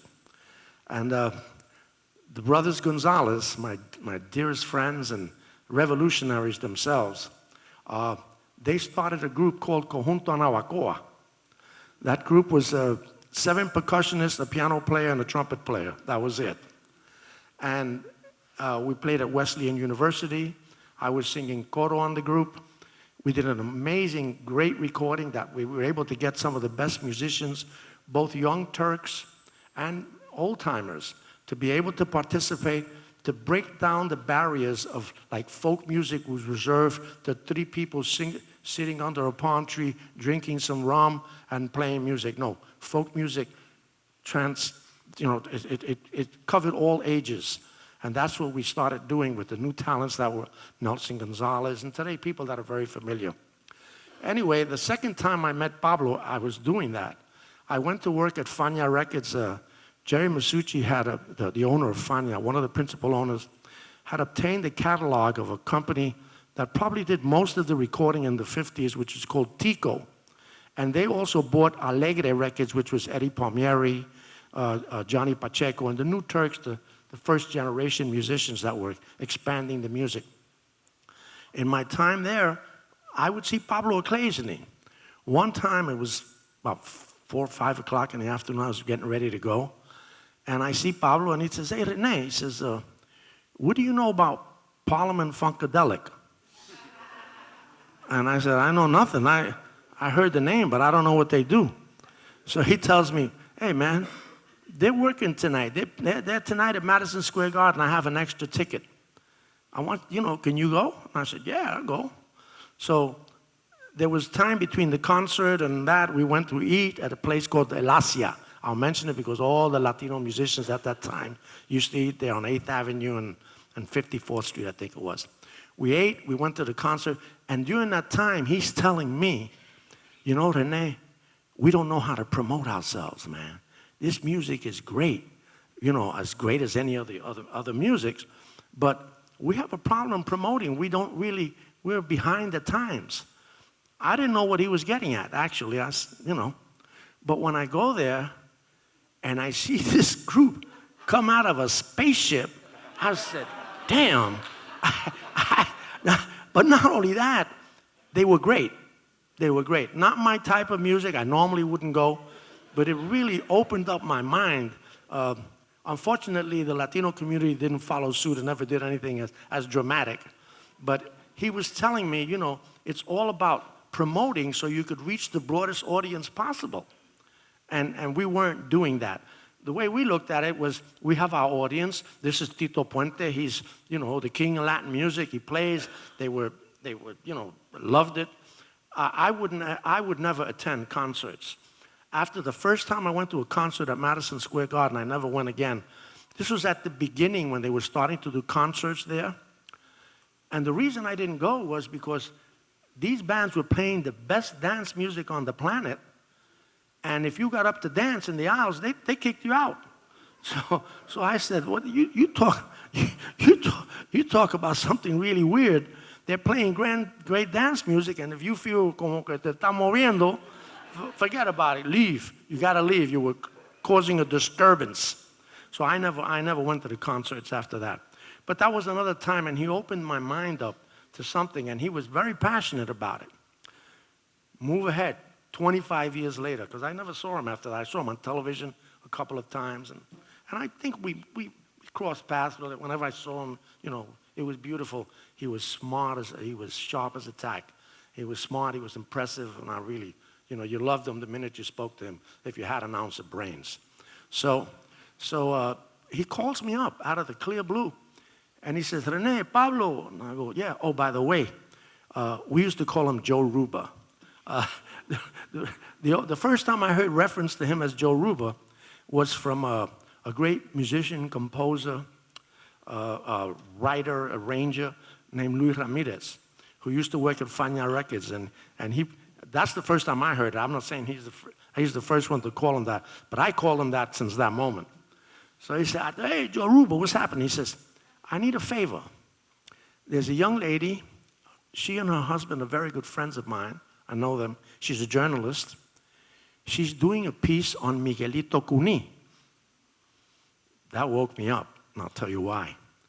Again, we go through these records that were so important, both from Cuba and Puerto Rico and all that, with no documentation. But Cuní was maybe, not to me, but for many, there's two great popular singers in Cuban music in the 20th century that affected everybody, especially what we know today as salsa. And that was Benny Moré and Miguelito Cuní. Miguelito Cuní was the singer of the most important band of the 40s, which is Arsenio Rodriguez.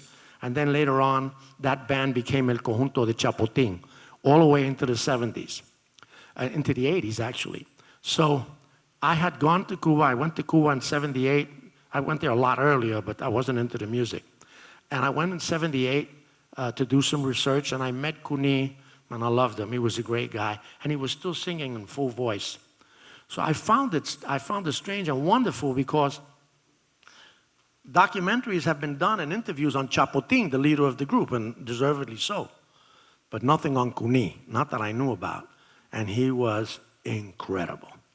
So it was very gratifying to me. I went to Queens, I met her. Unfortunately, I was looking for material to find her name, and I don't remember it. That's one of the old age excuses you'll have to accept from me.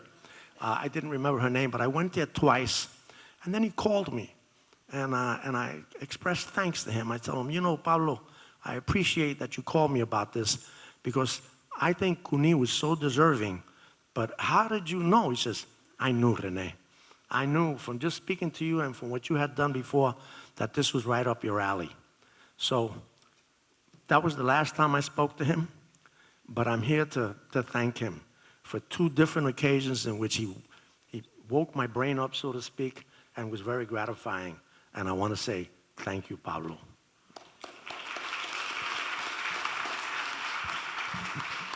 Gracias, Rene. Join me in welcoming Kyle Little.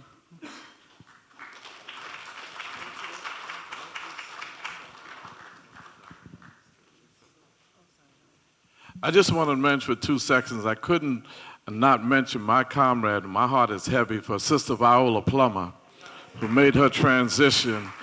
And I just wanted to make mention that y'all keep her family in your prayers, and we'll be dealing with her funeral at Reverend Daughtry's church on the 27th. But give it up for Sister Viola Plummer. Thank you so much.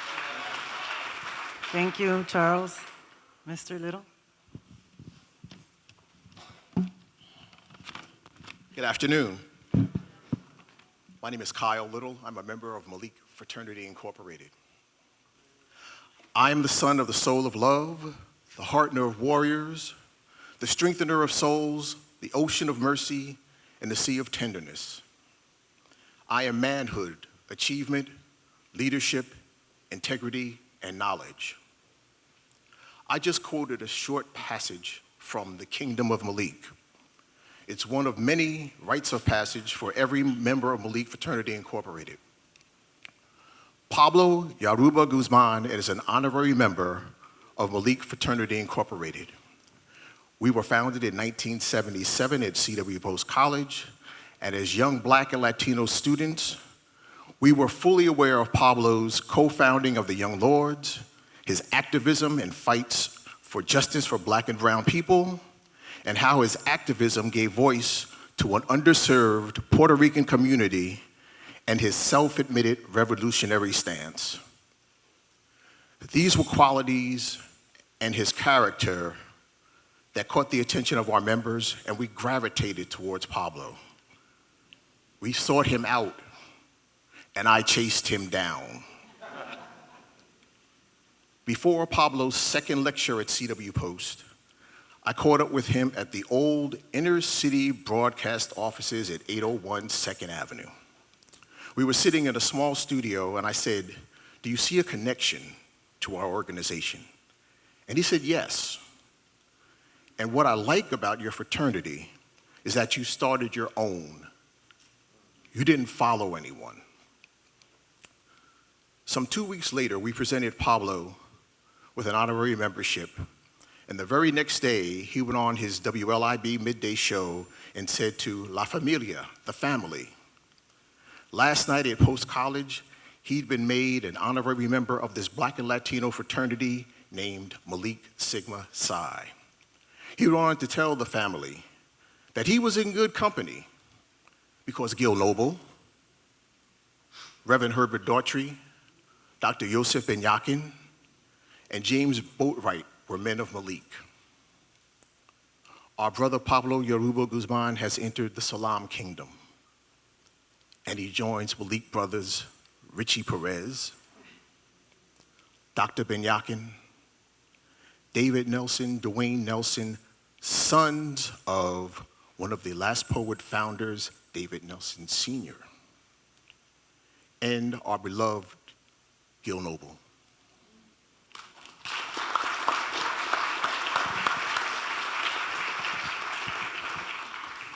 Buenas tardes, mi gente. Good afternoon. I, too, am a brother of Malik Fraternity Incorporated. What was once Malik Sigma Psi has evolved and progressed, and we kicked off the remaining Greek letters. So there's no affiliation, no pun intended to anybody out there in the Greek-affiliated world. But we definitely are an African, indigenous-oriented fraternity. It was a Malik. Matter of fact, there was a gentleman right here with two phones up, multitasking, named Tabari Zaid Bomani, that as an educator and a graduate of Hofstra University under the auspices of the NOAA program, HIAP program at Hofstra University, he found me in Bushwick at 17 years old, coming out of Rikers, and saw something in me. What could this Malik man see in his light-skinned Casper, Mr. Clean-looking dude like me? And lo and behold, a few months later, 4 months later after coming out of Rikers, I had a 5-year scholarship to Hofstra University. Thanks to that man.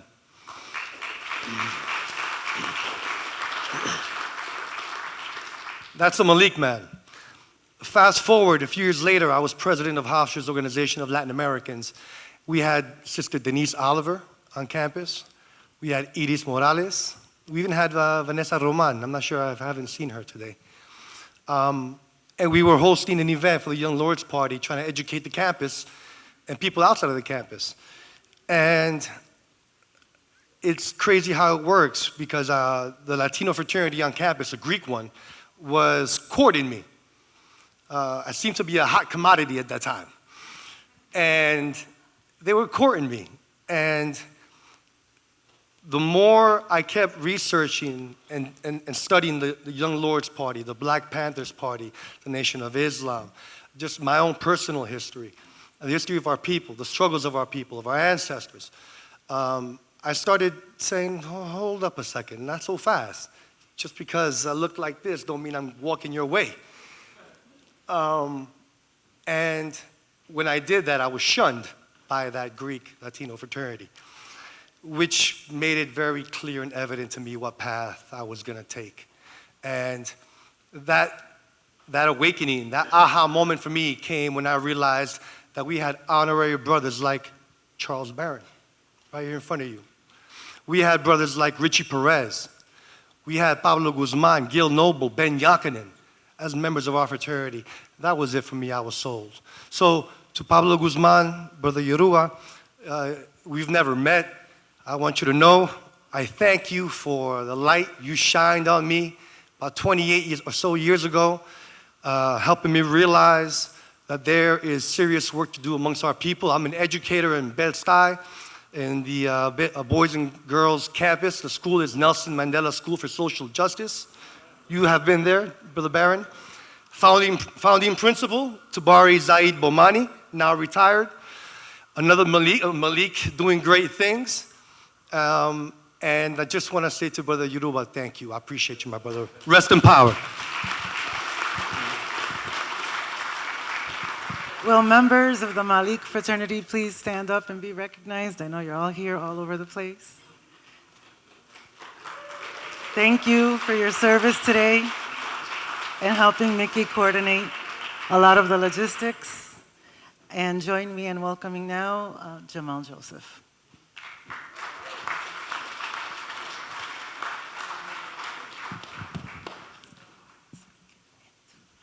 All power to the people.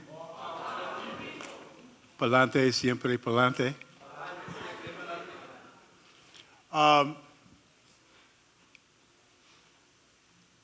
In the movement, you all will recognize this term.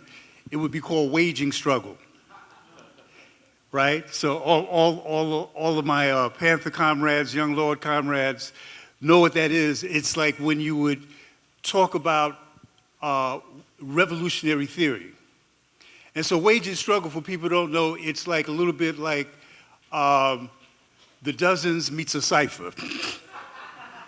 Because you had to know your stuff, but you also had to be able to pop game as you were waging struggle, right? So Felipe will remember those long nights. So here's the thing. It was great to when our Young Lord comrades were talking about how hard they worked, how dangerous it was, but how much fun they were having.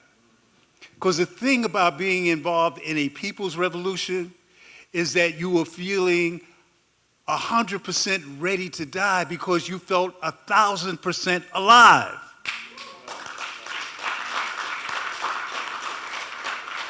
Because you knew you were on the right side of struggle and the right side of history, and not just because you were telling yourself so, but because the people were telling you so. Now, what does that mean? We would wage struggle about ideas, but it was based on this. All theory is based on practice.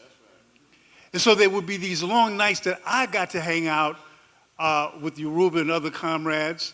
And Denise, where was that apartment? Oh yeah, Denise knows.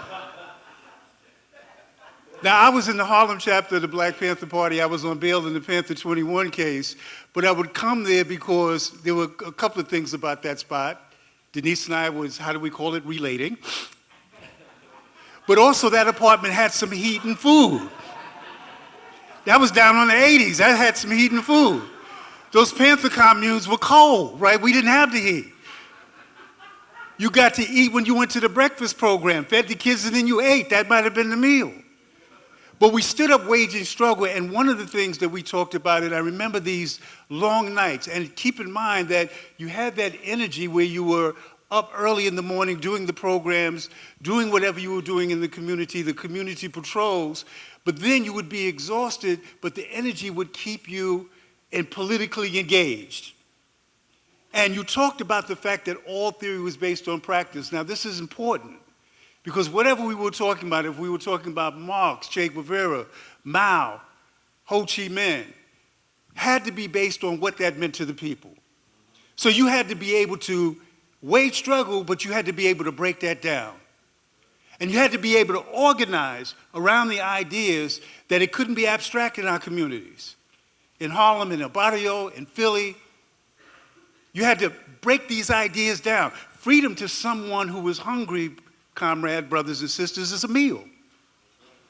Liberation to someone that doesn't have housing or doesn't have heat is a warm, safe, dry place to sleep. Liberation, Sister Cleo and all the comrades that worked on the takeover and the offensives, is decent medical care. Those of us that are going through medical problems are able to demand stuff from the doctors because of the work that the Young Lords Party in Yoruba did 50 years ago. To fight for that patient's Bill of Rights, to articulate that, to relate to the people. So we would debate that all night, knowing that we had to go in the community and breaking down. And oh, by the way, when the pigs would vamp, it was the community that was out there, not because they understood dialectical materialism or Marxism, but because they would look at those laws that were feeding their kids, that were bringing them medical care, that were stopping the evictions. And so those nights were intense and fun and amazing. The other thing that we talked about one of those nights is this long debate about how long, Brother Barron, the revolution would last. Remember we have those debates? Maybe 2 years, 4 years. Finally, since we thought we're in the belly of the beast, the heart of the military-industrial complex, we decided one night, Denise, that it would take 10 years. We made that decision, Felipe, it was going to be 10 years. And game over. The pigs of the power structure were done and we'd be in power. It's been longer than 10 years, but we understood protracted struggle. And the thing that Yoruba understood in his life from that and from the different ways that he struggled, and we had this saying, dare to struggle, dare to win.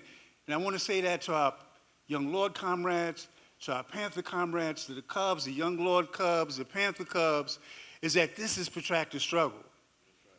And as Baba said in the beginning, as long as we speak someone's name, and as long as we remember the work, they live. And as long as we continue to do the work with that same fun, with that same swagger, with that same commitment, and with that same motivation of love for the people, Pablo Yoruba Guzmán continues to live on. All power to the people.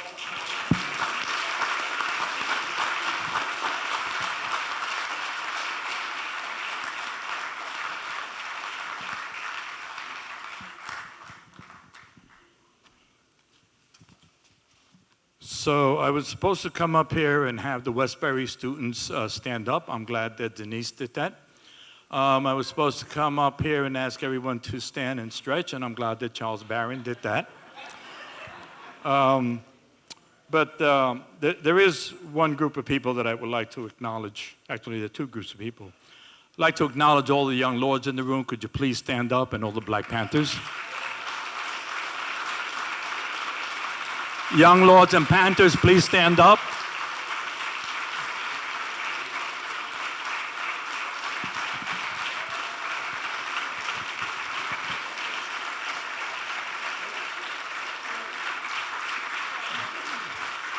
Thank you.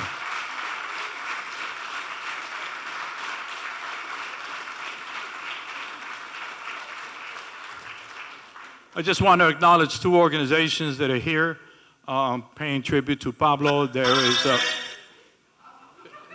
a representative from the Red Guard, which was the Chinese organization on the West Coast. Thank you. And there are also members here of the Weather Underground paying tribute to Pablo. I said I didn't have stories. I said I had a lot of stories of Pablo, but I wasn't going to share one. But I do want to share one story that I had recently with his wife. And this is about the challenges that we face in life. The important piece of this is how you face those challenges and how resilient you come out of those challenges. Debbie once told Pablo recently, or maybe not so recently, that out of all the awards that he won, he had 2 Grammys, he was in national journalism, I mean, it went on and on and on. She said, out of all the awards that you won, the thing that I'm most proud of you is that you have been clean and sober for over 30 years.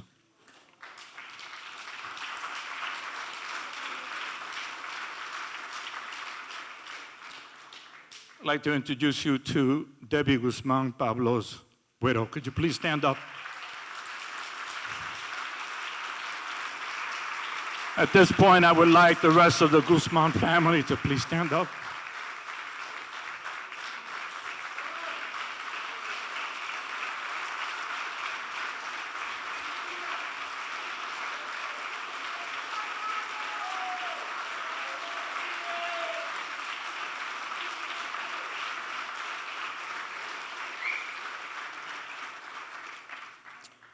Sally, Pablo's mom, is 96 years old. And although she had every intention of being here, medical issues just couldn't make it. Basically, what she told me was to thank everyone for celebrating her son's life. According to Denise, Sally was our den mother. I know Pablo well enough. Not only do I know him well enough, but he's been in my head all week talking to me, telling me, you got to honor my mother. Because everything Pablo did, when he won his first Emmy, he dedicated it to his mother. Everything that he did, he dedicated to his mother. They were on the NBC and CBS floats more than once for the Puerto Rican Day Parade. Sally used to come to all our demonstrations, except when we knew there may have been confrontation and we would not tell her or tell her to do something else. But I think she came to our demonstrations for 2 reasons. She came to our demonstrations to watch her son, and she came to the demonstrations because she believed in what we were doing. Here is a woman that brought this special and unique being into this world. And we should all be better for crossing paths with Pablo in this mystery called life. Here comes Sally.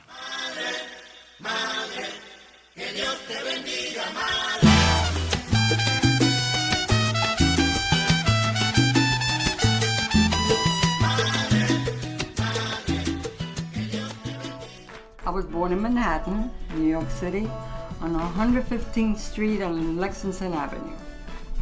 I grew up in Spanish Harlem. They call it El Barrio. That would be Spanish Harlem. And that time, it was great. It was in the 40s, the 30s, the 40s. And the neighbors was, to me, it was so wonderful because everyone got everyone was friendly and door to door, and you weren't afraid to leave your door open. We didn't have a key.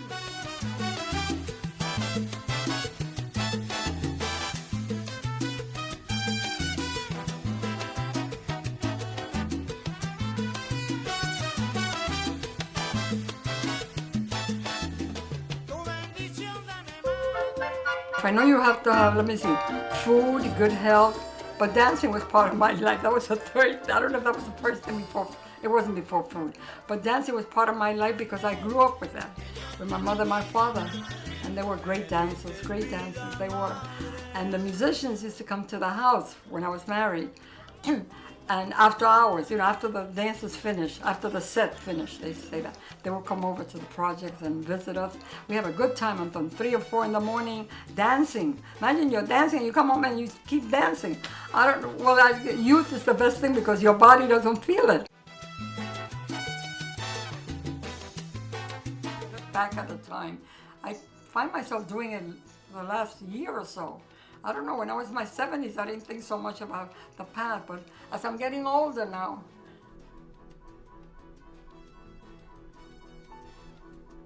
there's a saying that it's not that your past is going by, it's just that you think about what you've gone through. But that's it, so you take the good time, the good memories with you. And that's what I'm taking with me every day. Every day. Oh, this has been such a great experience. You don't know. This is great. For all those times you stood by me, for all the truth that you made me see, for all the joy you brought to my life, for all the wrong that you made right, for every dream you made come true.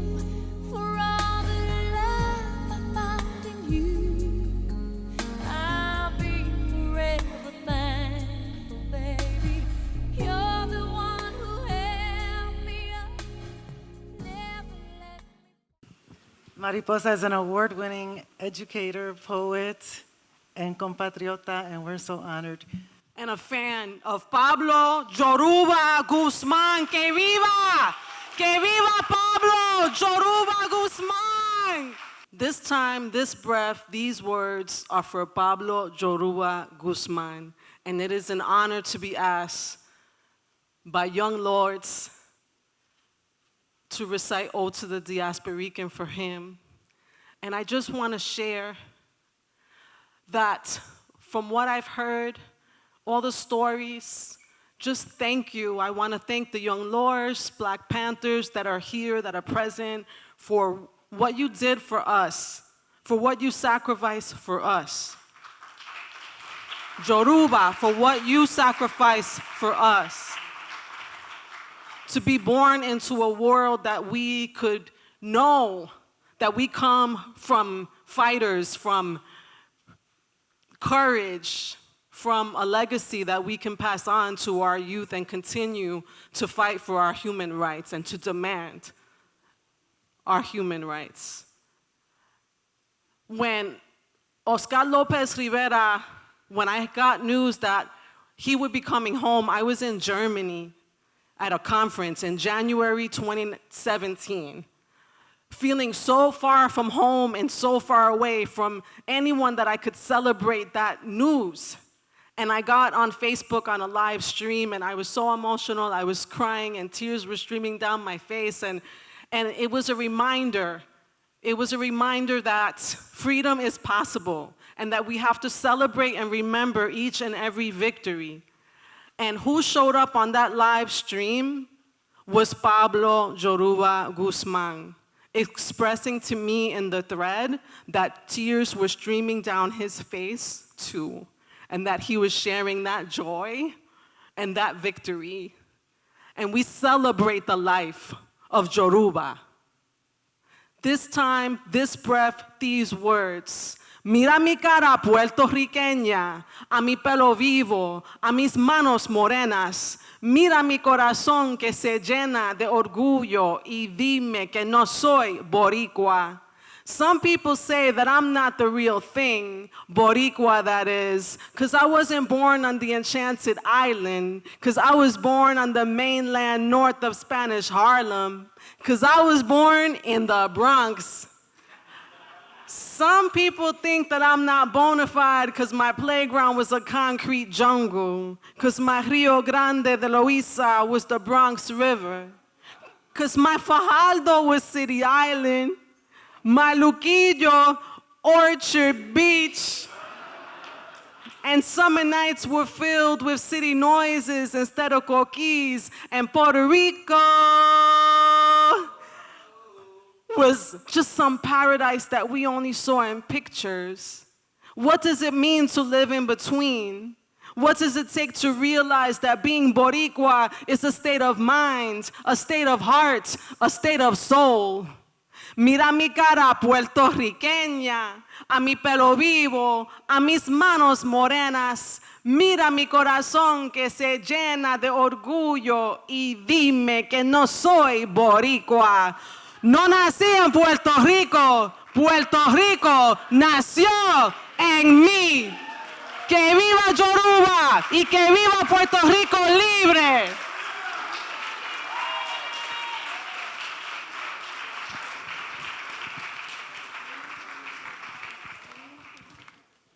Mickey.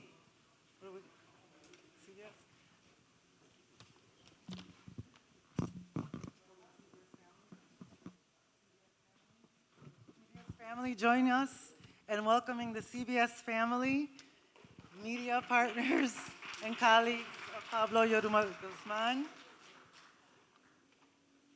Tihua Chang, Felipe Luciano, Cindy, and Tia will have several remarks from colleagues. Short remarks. My glasses. Kristen Johnson and Tony Aiello.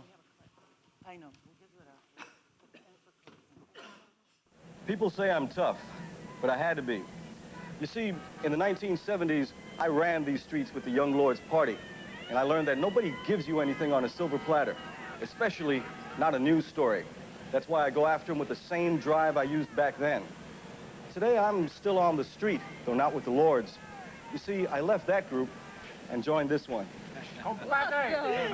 Pablo Guzmán and the Channel 5 10 o'clock news. We give it to you straight. Okay, I'm Tihua Chang, but this is Felipe Luciano, who's known Pablo a lot longer than I did, and he should go first because he was a young lord. Come on, Felipe.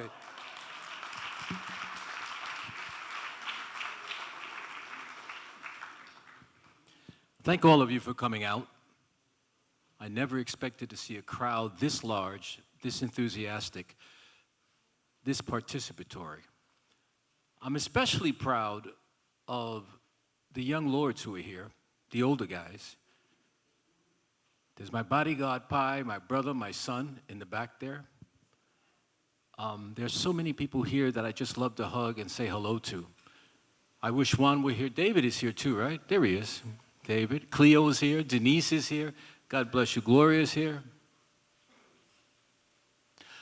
I think as an elder now, at 76, I can say this without biting my tongue. It is difficult to be Faisal is here too, Muntu. Forgive me, brother, but you didn't kiss me, so I don't feel like I owe you anything. It is difficult being a street person and an intellectual. It's very hard. I fought physically all my life. Not only against my mother, who was a bit abusive, but also against people who thought that being able to speak articulately was the wrong thing to do for a black person. Be careful how you raise your kids. If they speak not in Ebonics and if they speak not in accent, that doesn't make them not street. So I had to punch people in the face. That got their attention. I learned to fight very early. Yoruba used to tell me, why don't you calm the hell down? Calm down, brother. I wanted to fight all of them, which is why I joined the Lords. I had just come out of jail.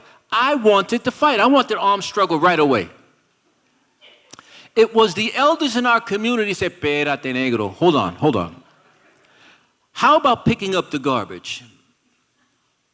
I thought that was a bit weird. I went back to Yoruba and said, "I want to quit." He said, "But that's what they said. They wanted you to," we picked up the garbage, and we made it an issue in our community. What am I getting at? For those of you who have children, for those of you who are mentoring other kids, remember that there's nothing contradictory about being street and being intellectual. I don't understand why we do that. We've developed a culture, thank God Yoruba wasn't part of it, that if you read and if you were articulate, you were not black. You were not Puerto Rican. Where the hell did that come from? It helped me survive. I had great teachers. And by the way, not only was Pablo smart and intellectual and pretty and had swag, but he also was Cuban, Puerto Rican, and I think he was Jewish as well, because Guzman is a Jewish name.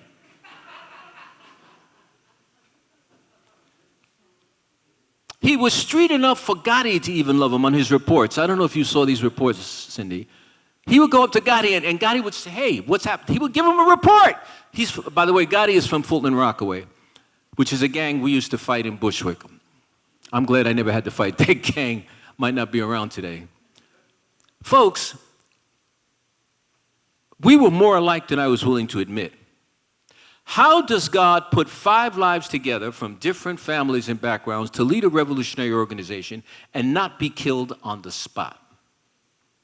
They had killed Martin Luther King. They had killed Malcolm X and Albizu Campo. Why not us? We were doing things unheard of, taking TB trucks, occupying churches and hospitals, defying the mayor and police and the reactionary forces in our own community. We were idealistic. We were well-read.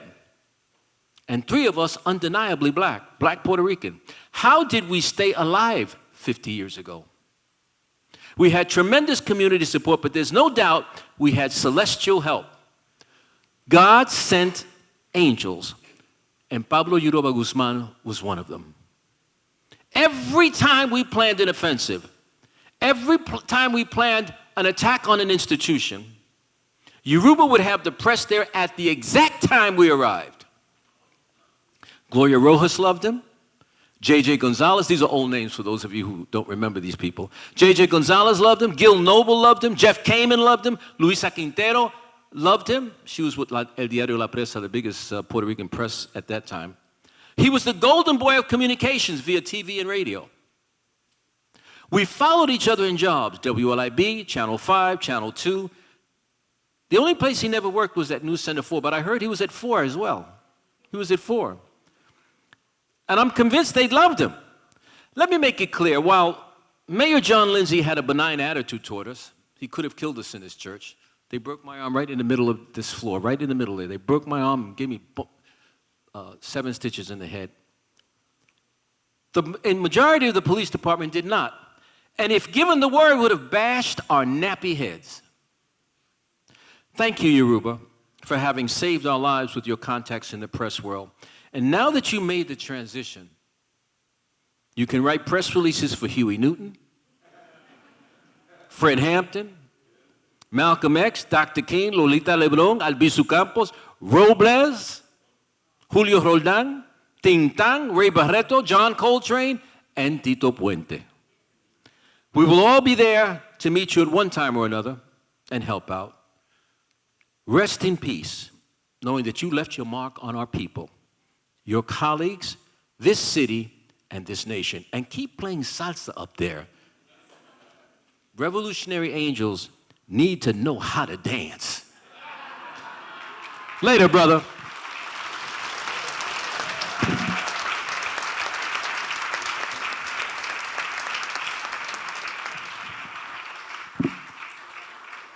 Okay, I am T.Y. Chang. Some of you may know I worked with Pablo at Channel 4 and at Channel 2. But most of you don't know, I was in this church in January 1970 with an Asian American contingent from the IWK.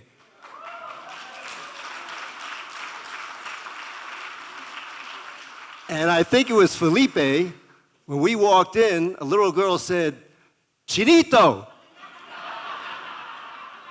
And I grew up in a Puerto Rican Irish neighborhood. When I hear the Chinito, my first thing is, oh, time to fight.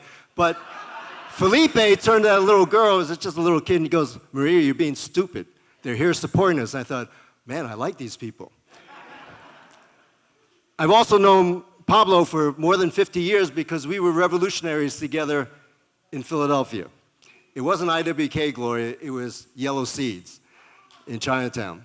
I got kicked out of IWK because I pushed for democracy. I don't know why Pablo left the movement, but I left the movement because I kept pushing for democracy as opposed to hero worship and authoritarianism, and so they kicked me out. But that was okay. I went to graduate school after that. But I was trying to think, I have some stories, like when I drove Gloria and Pablo to see her then husband, a comrade who was in jail in a federal prison in Virginia. And then I remember Pablo, when I said, Pablo, could you drive back? He goes, no, man, I can't drive stick shift. And then, but I don't want to tell the rest of the story because, Debbie, thank you for letting Pablo take my shift when the racist owners of Channel 2, David Friend and Peter Dunn, who got rid of me and were proven to be racist, sexist, homophobic, and misogynist. And they stuck me on the weekend shift and the early morning shift. Now you know why I get fired a lot, because I always tell it like it is.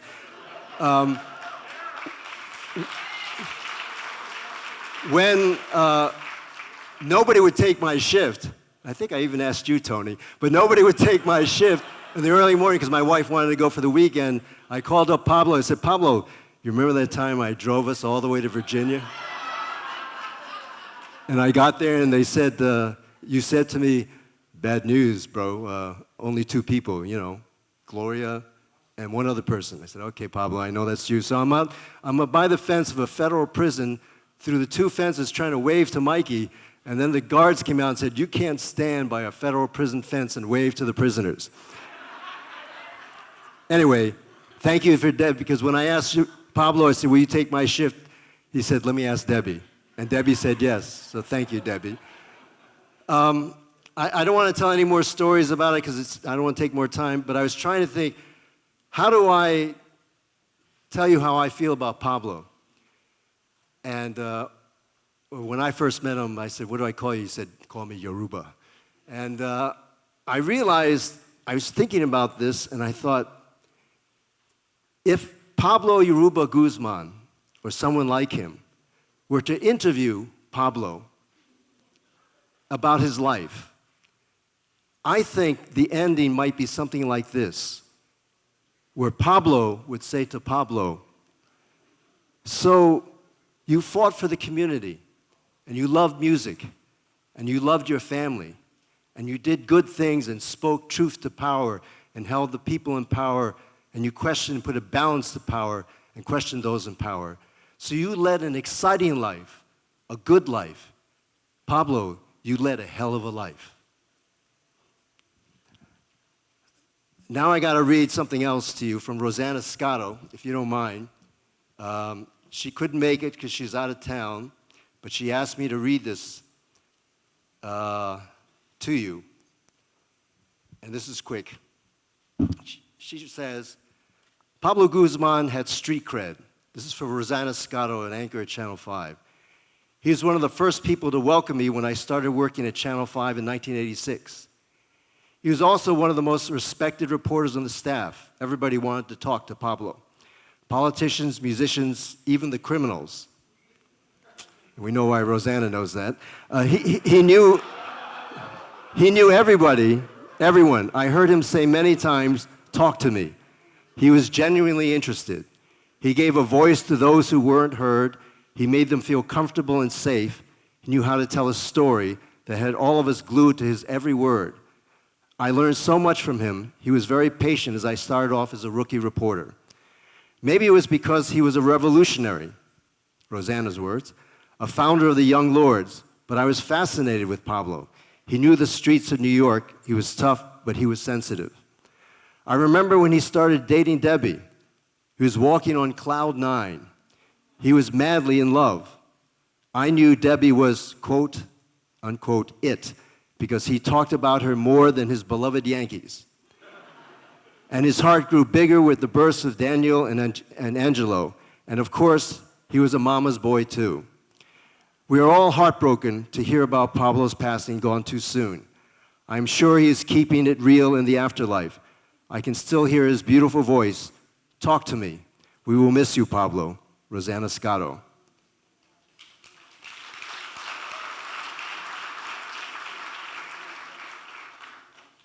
And I have one other message here. If I can get it back on my phone. Oops, sorry. This is from Paula Madison, who was our boss, one of our bosses at Channel 4 when we were there together. And she also became head of diversity at NBC News. And she was going to fly in today for one day for Pablo's memorial and then fly back to California where she lives. But because of the weather, she couldn't make it. And if you'll forgive me, I had this brought up on my phone, but I guess it took so long to get to here that I lost it. But here it is. This is from Paula Madison, who was our boss at Channel 4. Paula also, by the way, was also grew up in East Harlem. This is from Paula Madison. Pablo came to News 4 New York a few years after I did, when I was assistant news director. When Pablo came to us, I knew we had assembled the best team of the city's news folks who came up from the people. Pablo was a city kid, brilliant, tough, funny, unafraid, respectful, and full of bluster, too. We had a few more of his ilk, city kids who knew the streets but didn't get trapped in them. We, those kids, including me, this is Paula speaking, were both book smart and street smart. And Pablo epitomized who we were. He was from the Bronx and a founder of the Young Lords. My dear brother Tiwa, these are her words, ran those narrow alleys and what some would call street gangs, but we would call friends. I was born and raised in Harlem on welfare and grew up to join the Nation of Islam, Sister Paula 2X. Pablo, Tiwa, and I would sometimes chuckle and look at each other with knowing smiles. Side note, we actually stood in the newsroom one time and said, man, they let us all in. And we did that so that we were far enough away from everybody else so they wouldn't hear that. But anyway, back to Paula. How did we get here? How did we get in? Only in New York, this city that we love, with three of the unlikeliest upholders of the First Amendment come out of the tenements as children of Puerto Rican, Chinese, and Jamaican immigrants and stand together on the 7th floor of 30 Rock to be news arbiters at NBC. We had all been arrested or detained by NYPD in our younger years. And here we were, journalists. I was also arrested in Philadelphia, Gloria, too, but anyway. And here we were, journalists covering news and serving as sentinels for the justice that we knew our people deserved. Pablo moved on from WMAC before I got to be the news director of the news department. Of course, we had more great reporters who came from the neighborhoods of New York, but we never did have anyone else like Pablo, a founder of the Young Lords, Latinos who declared outright that they are an African people too. That made us African Americans embrace them as we'd never embraced them before. When Pablo left, I wasn't in charge, so it was not my call. But if I had been news director and not assistant news director, I would have done everything possible to keep Pablo with us at News 4. With him, I knew I had a brother who had the people embraced. He was fearless and righteous brother on the news, who amplified the otherwise ignored voices of so many from the neighborhoods. Pablo told their stories as they needed to be told. Our ancestors have welcomed Pablo to the realm beyond, but he remains with us always. Blessings and eternal peace, my brother. You are always in my heart. That's from Paula Madison. Pablo has left an indelible mark on this business, and we should all look back at his work and learn.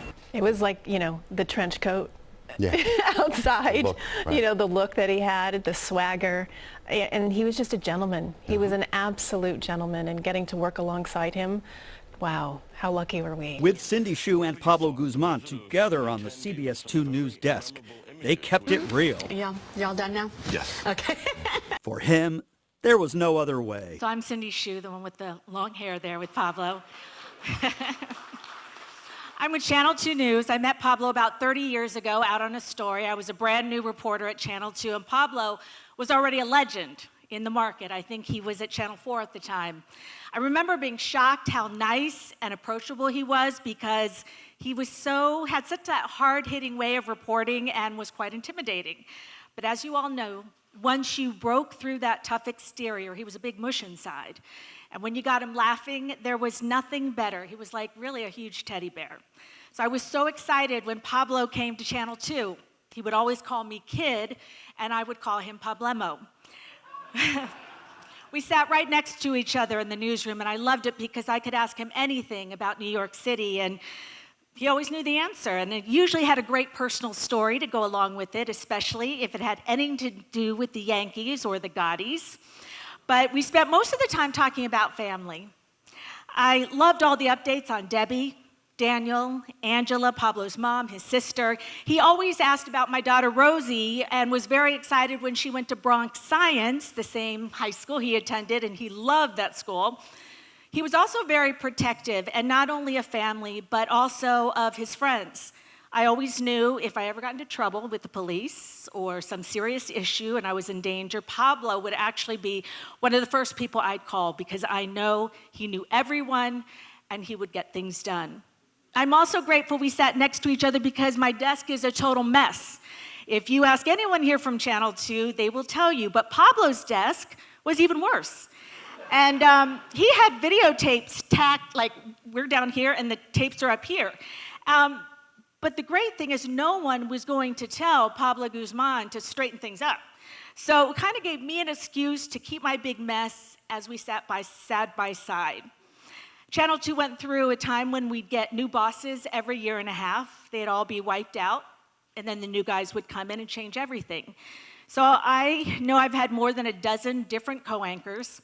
In 1999, when you saw up there, Pablo and I were named co-anchors of the morning. And as you can imagine, it was a total blast, and we both loved it. But they took Pablo off the desk 5 weeks later.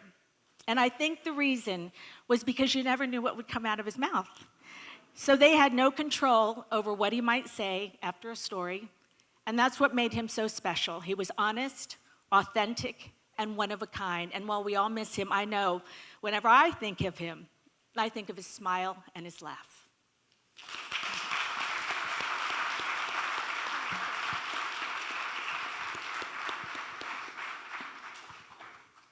Good evening, everyone. My name's Christine Johnson. Thank you. My time with Pablo was much shorter in comparison to many of you here in this room. But I am thankful to Mickey for giving me the opportunity to speak with you today because I had a very chance interaction with Pablo in the 1990s that one could argue had a long-lasting effect on my life and also my career. So let me bring you back to this time. I was working in Providence, Rhode Island, and when you're working in a smaller local market and a big story happens, you get what are called, these shared live shots from these locations. And if you were really lucky, you got to have them custom, where you could ask the reporter a question at the end of their report. So there was a train accident, and I was actually filling in on the anchor desk on this one night in Providence, Rhode Island. And the reporter on the other end was Pablo Guzmán. When I was preparing for the broadcast, and I knew that we had this custom live shot from New York, which was a big deal, working in Providence, Rhode Island, I thought, what question could I ask him after he talks about this train accident? And it's often common practice to rehearse this or to ask the reporter who is on the live location to say, hey, what question can I ask you? So that way they don't get stumped. They're prepared. We like to be prepared in the TV business. To my surprise, Pablo told our producer, tell her to ask me anything. I thought, wow, this guy's got cojones, right? So needless to say, I was already impressed. So being the diligent reporter, I did some research, and then I looked at Pablo's script before I got on the air, and I found a question that I could ask him. So at the end of his report, I said to Pablo, I know on trains, just like on airplanes, they have something called a black box. Have the investigators found that? And Pablo took a pause and he said, a black box indeed, Christine. I can still remember this interaction to this day. But the point of this story is Pablo made me look good. And he made me feel good. And I get emotional talking about this, but I carry that with me to this day when I'm on the air. I want those people interacting with me, and I want those people that I'm communicating with to feel good and to feel important, which is how Pablo made me feel that day. Fast forward a few years after that, little did I know that that interaction with Pablo would eventually be one of the reasons why I got my first full-time anchor job. My news director said to me at the time, that question, that interaction that you had with that reporter, that was impressive, and that's what put you on my radar. Yeah. So,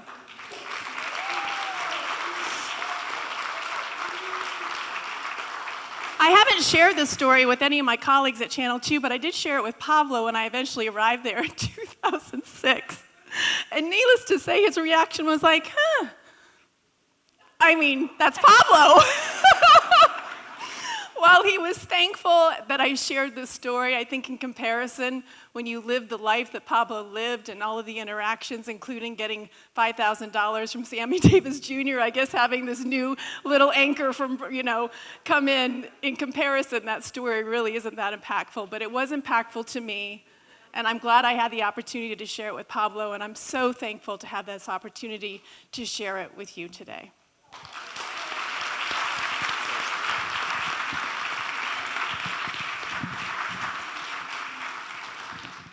Pablo would be happy with this messy podium.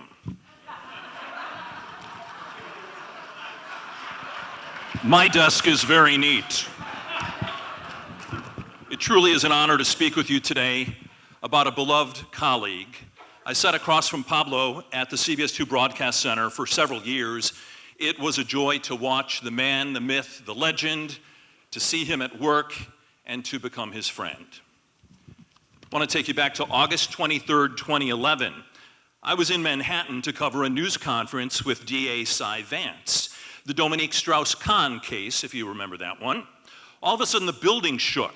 A 5.8 magnitude earthquake centered in Virginia and felt all the way to Quebec. A little freaky for us New Yorkers not accustomed to earthquakes. Pablo happened to be nearby with a crew in Lower Manhattan, and work called and said, go outside, we need you to go live with Pablo and talk about what you felt.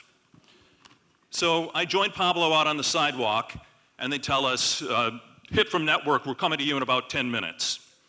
So as we're waiting out on the sidewalk, a guy walks by, and he says, hey, Tony Aiello, love your reporting. I grin from ear to ear, and I look over at Pablo, and he gives me one of these. Not bad, kid. So a few moments later, another New Yorker walking by goes, hey, Tone, my God, Pablo Guzmán. Then another, hey, Pablo. Another walking by, yo, Guzman. And then another, oh my God, it's Pablo Guzmán. He's shaking hands. He's posing for photos. He's signing autographs. And I'm just standing there. Pablo looks at me and he says, don't worry, Tone, you'll get there. But I will never get there because Pablo had a unique ability to connect with New Yorkers. So I think one of the takeaways from today is that Pablo's life was a harmonic convergence of circumstances and situations and personalities that shaped him into a legendary New Yorker and an all-time great broadcast journalist. And it strikes me that what Pablo had can't be taught, it has to be lived, and it has to be earned. Pablo earned it with long hours listening to stories around a kitchen table. Food, music, and laughter with aunts and uncles and neighbors, lazy summer days on city streets, hanging with cousins and friends, learning how to dish it out and learning how to take it. Pablo earned it at Bronx Science. His prodigious intellect further sharpened and focused, his curiosity given space, and by his late teens, Pablo was asking big questions about the world. Who's at the top? How did they get there? Why are things the way they are? Who can make a difference, and how can I play a role? Pablo earned that respect and affection he enjoyed from our viewers. I requested a teleprompter. They just refused. So Pablo earned that respect with the Young Lords Party, on the streets and in this historic place. He earned it in federal prison.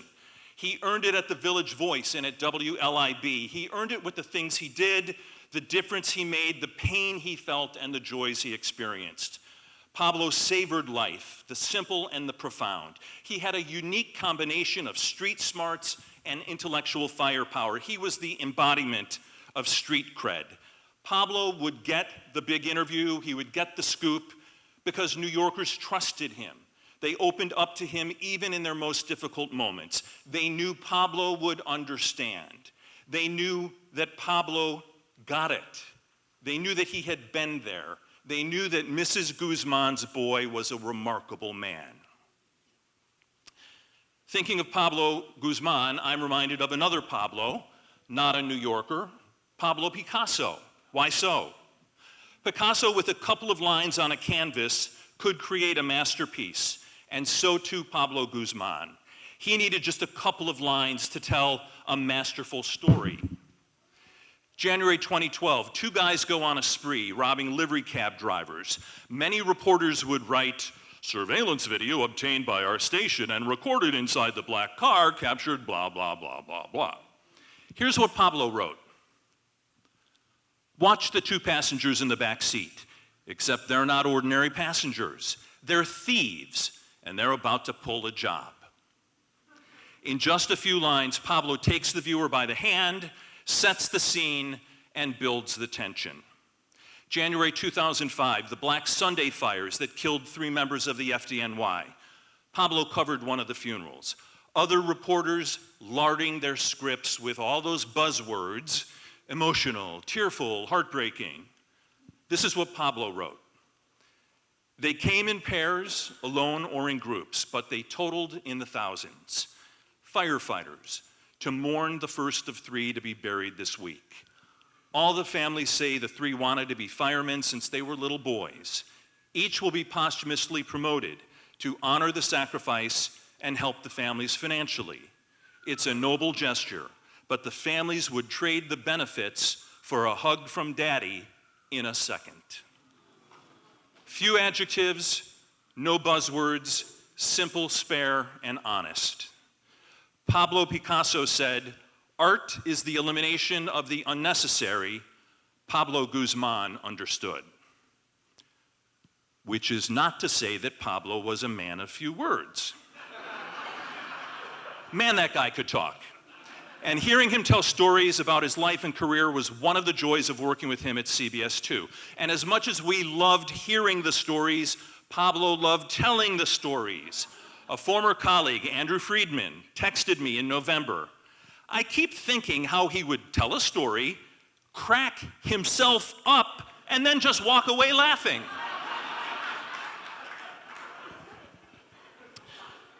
Debbie, in my experience, Pablo was very private about his family life. I know that he was inordinately proud of you, of your daughter, of your family, of his extended family, of his Young Lords family. He was an amazing guy. And I note in his Twitter bio, he doesn't say Debbie's husband, he says Debbie's lover. And I think that's beautiful.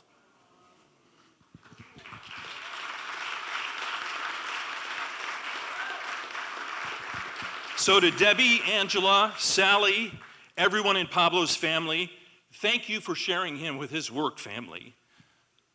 Pablo was extraordinary, one of a kind, break the mold, unique. In the faith tradition that I grew up in and that Pablo grew up in, I'm going to say this, Pablo, may perpetual light and eternal rest be your reward. You earned it.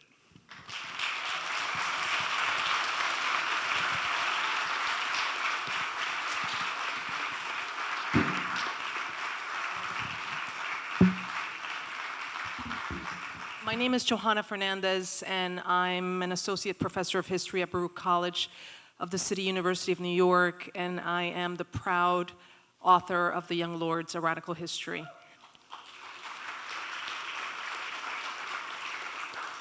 And I thank the young lords for entrusting me with their history.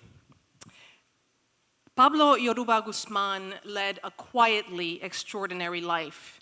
We honor him today because he carried on a great tradition of survival and resistance. He carried on this tradition established by his forebearers. In the 1920s, Pablo's maternal grandfather, Mario Palomino, applied for admissions to the Tuskegee Institute and graduated within 4 years with a degree in electrical engineering.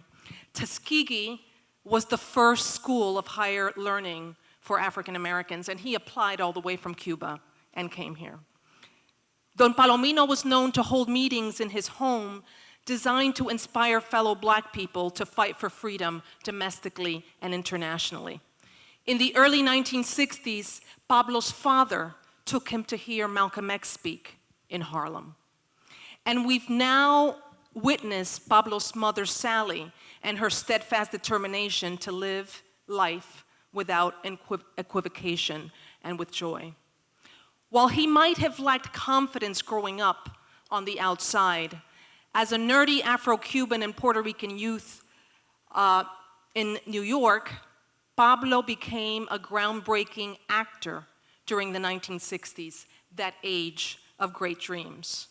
Pablo Guzmán studied abroad in Mexico in 1968 during the year of the barricade, and he returned decolonized as Pablo Yoruba Guzmán, determined to claim language, ethnicity, and Blackness as fundamental markers of self-definition.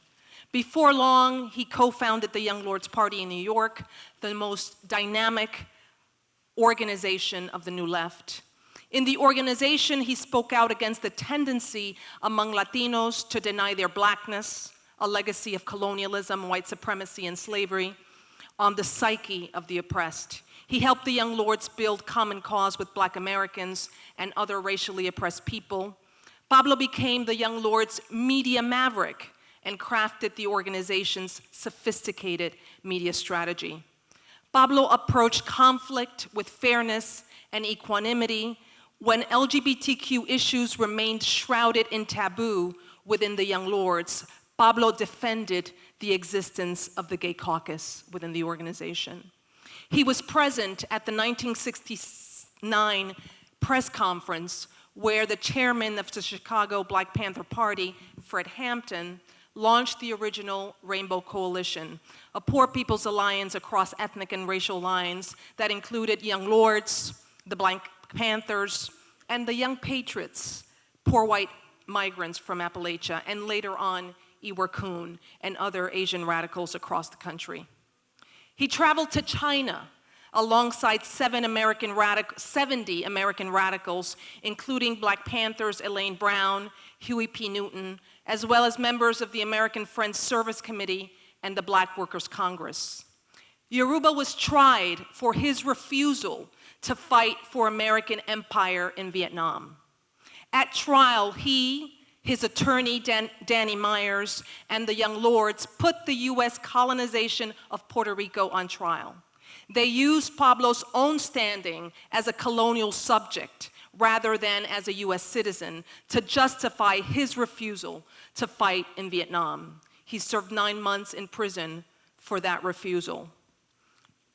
In many ways, Pablo's life really captured the best of his generation, but of the 20th century. And I didn't really come to this until I went to the index of my book and Mickey's book and really pulled the narrative of his life together. His studies at Bronx Science, his distinguished career as a nerdy journalist and reporter, the 2 Emmys he won for his intelligent and humorous street reporting, and his erudite analysis of music and culture, from salsa, Motown, and rock to Gregorian chants, make Pablo a quintessential New Yorker. Once upon a time, Pablo and his generation saw war and imperialism abroad, racism and class inequality at home, and suffering the world over, and dared to believe that they could radically transform society for the better. As we stand at the threshold of a comparable moment in history, Pablo leaves us with the imperative to dare to enter these waters the way he lived, with grace, charm, humility, empathy, strategy, kindness, a good measure of cornball humor, and above all, his radical love. Pablo Yoruba Guzmán, we thank you for making history and enriching our lives. And as we bid you farewell, we hold on to the best of your legacy. Pa'lante, hermano, pa'lante.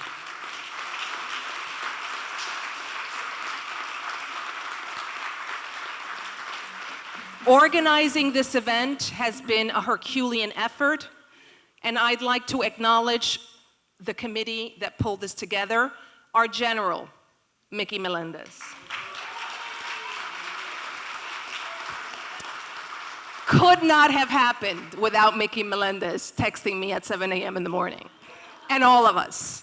Joshua Carrera, in the back, an incredible comrade doing great work.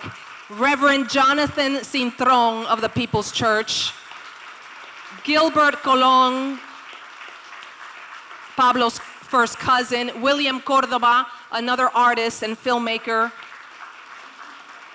The tech work is really tough work. Devin Crenshaw, Andrea Hidalgo, Andre Leon Gray, Neida Martinez, Juselia Molina, and the People's Church and its amazing staff, Gail Walker, Rita Cordova, Carmen Rosado, Tanya Sanchez, James Watson, Ray Perez Sr., and Mavi Root, who created a beautiful book of memories that you can sign on your way out. It's in the back.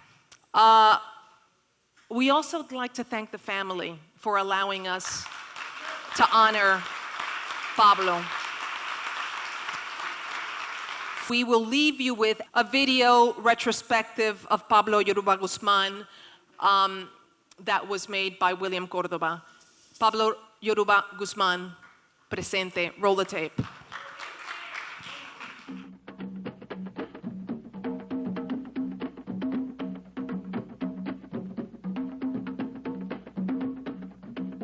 So people are digging on what y'all are doing. It ain't just y'all in this church, you know. It ain't just East Harlem. Remember, we relate to an international struggle.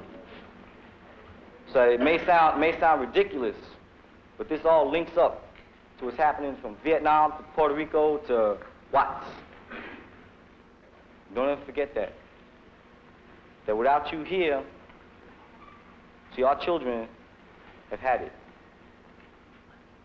What you do here today, and what you do after you leave this church, no matter what happens, whether we get busted, or whether we have to walk out, either way, it's still a victory. Whatever happens on after that is going to be important for the fate of the world, because we're in the belly of the monster, and people all over are waiting for us to take care of business. Now, I don't like people to be too optimistic, because I'm kind of a pessimist, you know.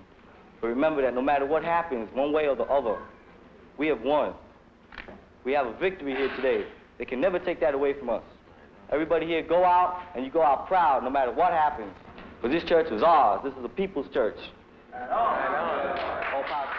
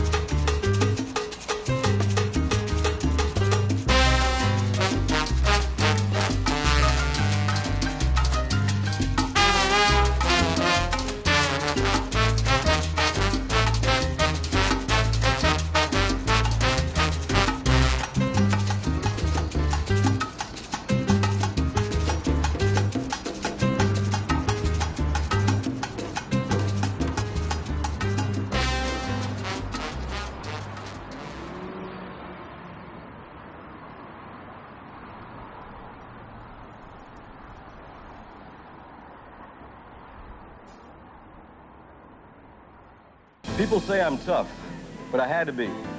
You see, in the 1970s, I ran these streets with the Young Lords Party, and I learned that nobody gives you anything on a silver platter, especially not a news story. That's why I go after them with the same drive I used back then.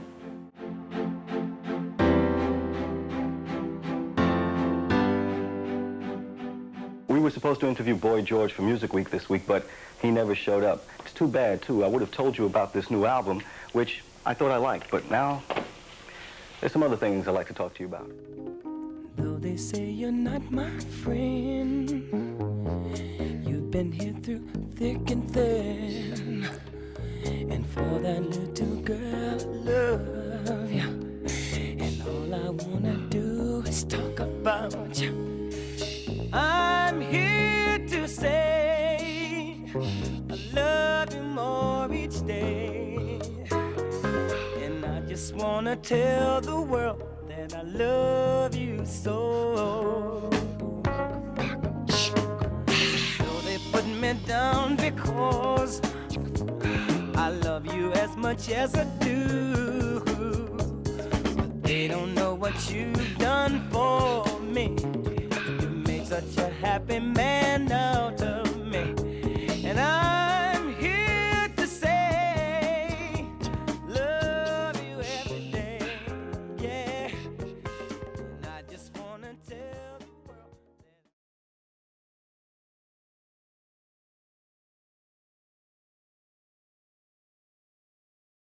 A street corner in East Harlem honors the Young Lords Party, a Latino-led radical movement with a brief lifespan but a lasting legacy. Pablo Yoruba Guzmán was a co-founder at age 19. I don't think he really and fully understood the impact that he had. Mickey Melendez and Pablo met in the late 1960s, a time of dramatic social change, an awakening of Latino pride, a push for Puerto Rican independence. We were the generation that was asking why. Yeah, that's me, back when I was Minister of Information of the Young Lords Party. The party formed in 1969. Pablo had studied media theory and knew just what to do. Everything that we did in the Lords was based on Pablo's analysis of how you control your own narrative. Pablo has left an indelible mark on this business, and we should all look back at his work and learn. It was like, you know, the trench coat outside, look, right. You know, the look that he had, the swagger, and he was just a gentleman. He was an absolute gentleman, and getting to work alongside him, wow, how lucky were we. With Cindy Hsu and Pablo Guzmán together on the CBS 2 News desk, they kept it real. Yeah, y'all done now? Yes. Okay. For him, there was no other way. He knew everybody, even on the shady side of the law. He was king of the hill, and just such a soft, mushy heart inside once you got to know him, and it's just so funny and loving. Pablo was so original and is really going to be missed.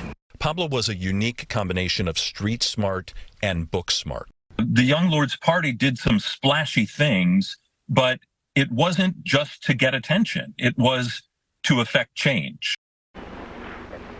People all over are waiting for us to take care of business. Now, I don't like people to be too optimistic because I'm kind of a pessimist, you know. But remember that no matter what happens, one way or the other, we have won. We have a victory here today. They can never take that away from us. Everybody here, go out, and you go out proud no matter what happens. Because this church is ours. This is a people's church.